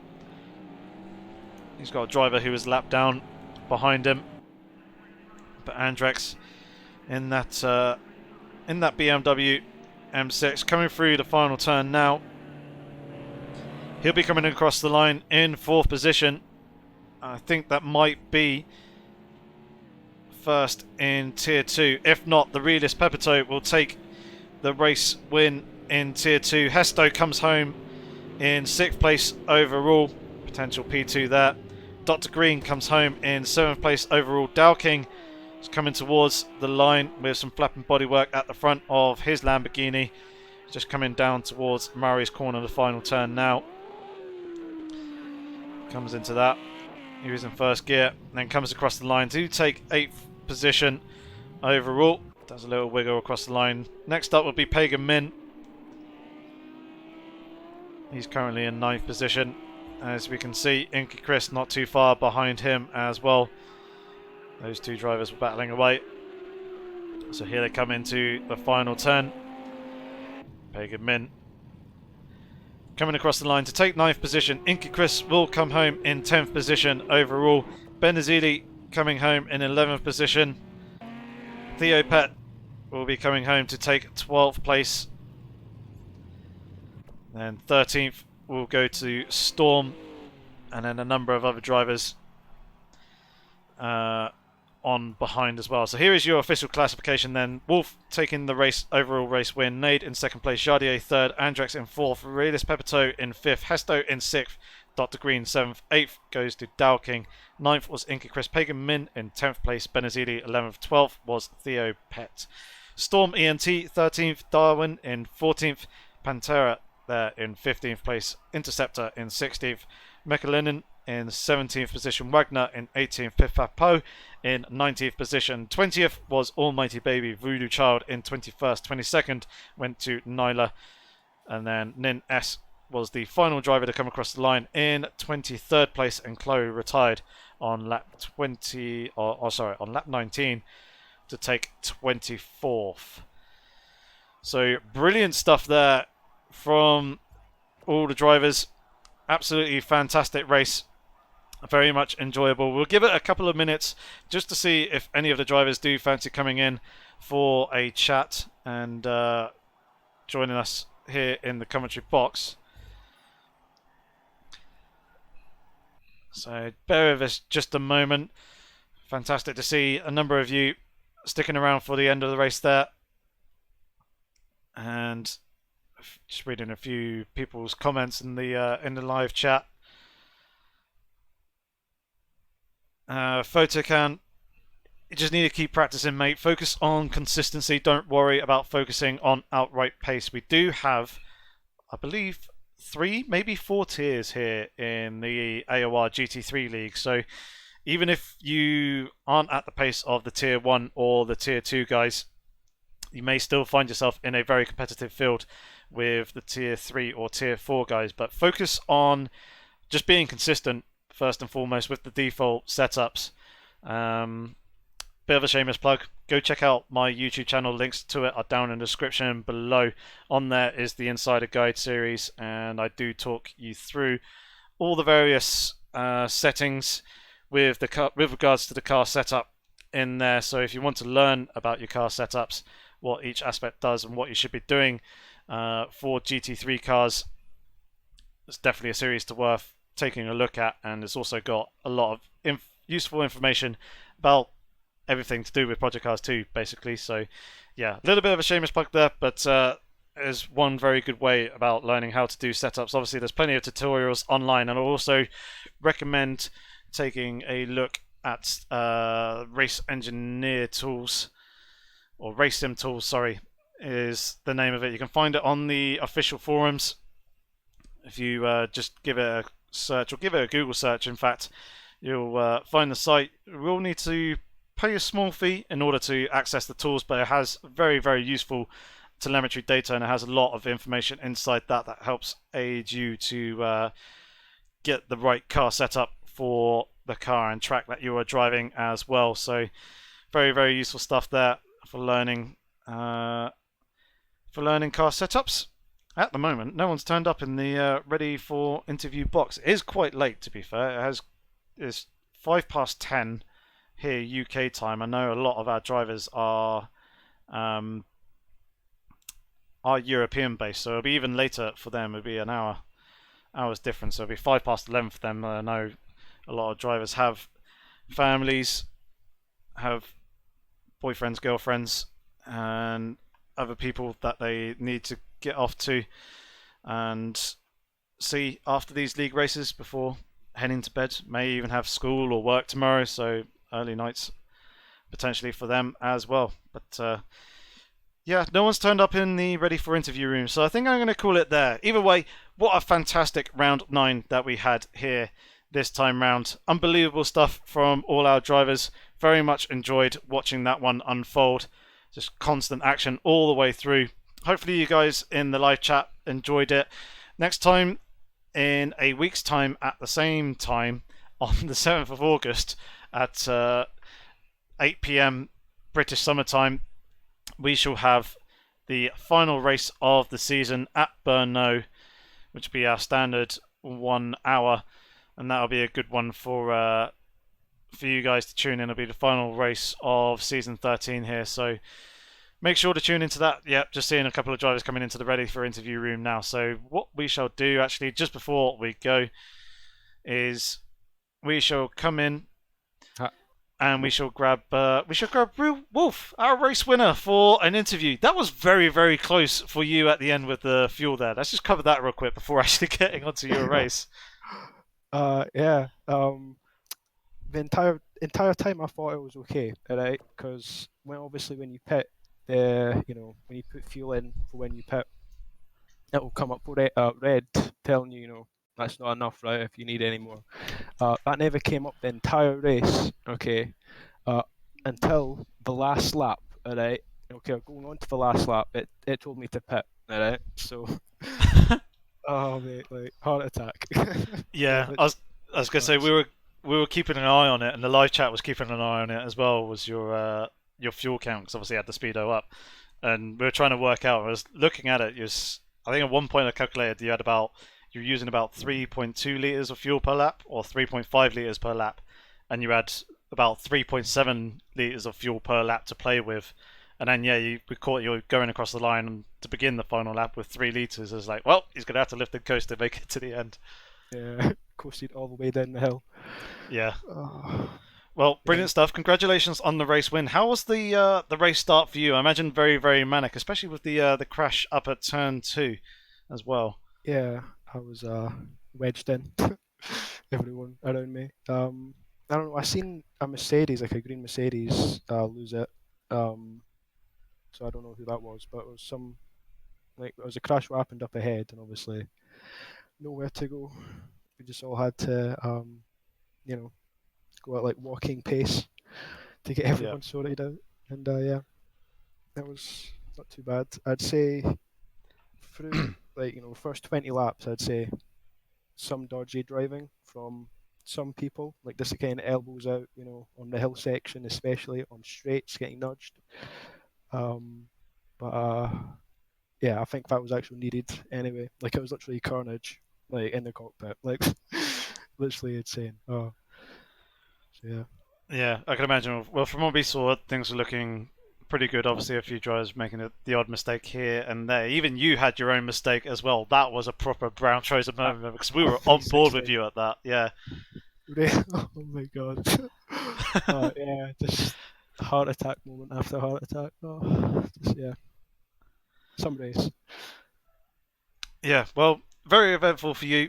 Hopefully, it certainly sounds like you enjoyed that one. Very glad to hear that you have, and congratulations on yet another win. You've extended your race lead, and I believe that you are the Tier 1 champion for Season 13 as well. If my calculations are correct, Jardier was Has to 77 win by points 3 behind points. you going into this race, and he finished behind, so Yeah. you've extended your lead more, and you got that 1 point bonus point for the fastest lap of the race as well. So, yeah, I believe you are our Tier 1 Season 13 champion. Hey! Woo! Anyway, yeah, feels good. Not bad.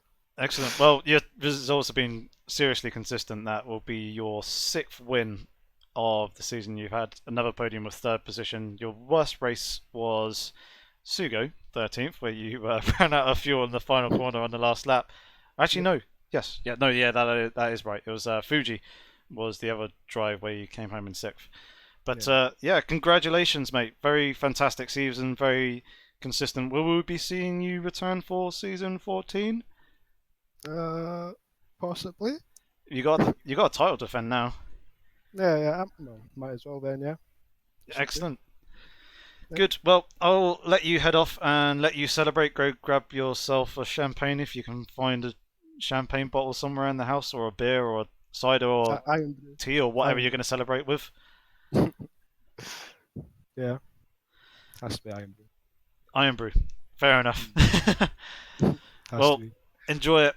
Have a good evening, mate, and congratulations on the win in the Tier 1 Championship. Very well deserved. And I shall catch you hopefully next week. Cheers, man. See ya. Cheers, bye. So that was Wolf, and we shall also have ourselves the realist Pepito. I've joined you here in the ready for interview room rather than pulled you to me in the commentary box, oddly enough. But the realist Pepito, how was that race for you, man? That was pretty good and exciting. Hey, Oki. It was an insane race. Sorry if I mumble a bit. It's 1 in the morning here. I'm exhausted. Oh, very, very, very, very late for you then. Whereabouts are you based? I'm in Mauritius. Ah, very nice. Well, you're a couple of hours, ahead of us in that case. Actually, no, 3 hours ahead of us. Yeah, if it's 1 in the morning. Yeah, great race. It helped that I started the P1. Managed to get some clean air and make a bit of a lead. And then Hesto came back at me with his Nismo. That thing is insane in the straights. I just couldn't hold him up. And yeah, I think he spun or something because he ended up behind me. Yes, he did. Yeah, I was down for the SS section. He made contact with the wall, and whilst he was recovering, he also got hit by Storm as well. So okay. quite a bit of damage to his car, and obviously pitted for repairs. Okay, yeah, that figures. Because he was miles ahead of me, and then I saw him behind. And I thought, I have to hold this. I let the T1 guys go by and defend. Because I knew it was him I needed to defend against. Because he was, I'm defending for the tier win on that one. So, yeah, that was good. The car was very difficult to drive. The last 10, 12 laps or so. I was getting loads of understeer and then oversteer, and I was hitting the wall. Very, very stressful. Yeah, I can imagine. I think it probably a combination of tyre wear and also the track was actually looking quite dirty and rubbered in places as well. So I imagine you're probably places where you got grip, places where you don't have grip. But even still, congratulations on the Tier 1 win. Where does that put you in terms of the Tier 2? Sorry, the Tier 2 win for this race. What does that put you in terms of the Tier 2 championship now? I have no idea. I'll have to collect my thoughts, go to bed, and tomorrow I'll have a look at that. Well, either way, very good to see you racing. Provided some fantastic action, and obviously congratulations on the race win, just about holding it off to Hesto. I'll let you go and enjoy the rest of your evening, what's left of it, with it being 1 in the morning. Probably just imagine you're heading straight to bed. Thanks, Yoki. Thanks. Yeah, I'm off to bed now. Yeah, good. Okay, well, very ya. well deserved. And enjoy it. Bye-bye. Thank you, bye. But yes, that was it. That is going to be our coverage here from round 9. Like I said, round 10 is going to be happening the 7th of August next week, in exactly a week's time, at 8 PM British Summer Time, here on the Apex Online Racing YouTube channel. Make sure to subscribe if you don't want to miss out on any future live streams, and obviously hit that bell notification just to make sure that you don't miss out on any of those. But otherwise, thank you for everyone tuning into the live chat. Very much appreciate your support. Hopefully we should catch you again next week. But until then, have fun, stay safe, and take care.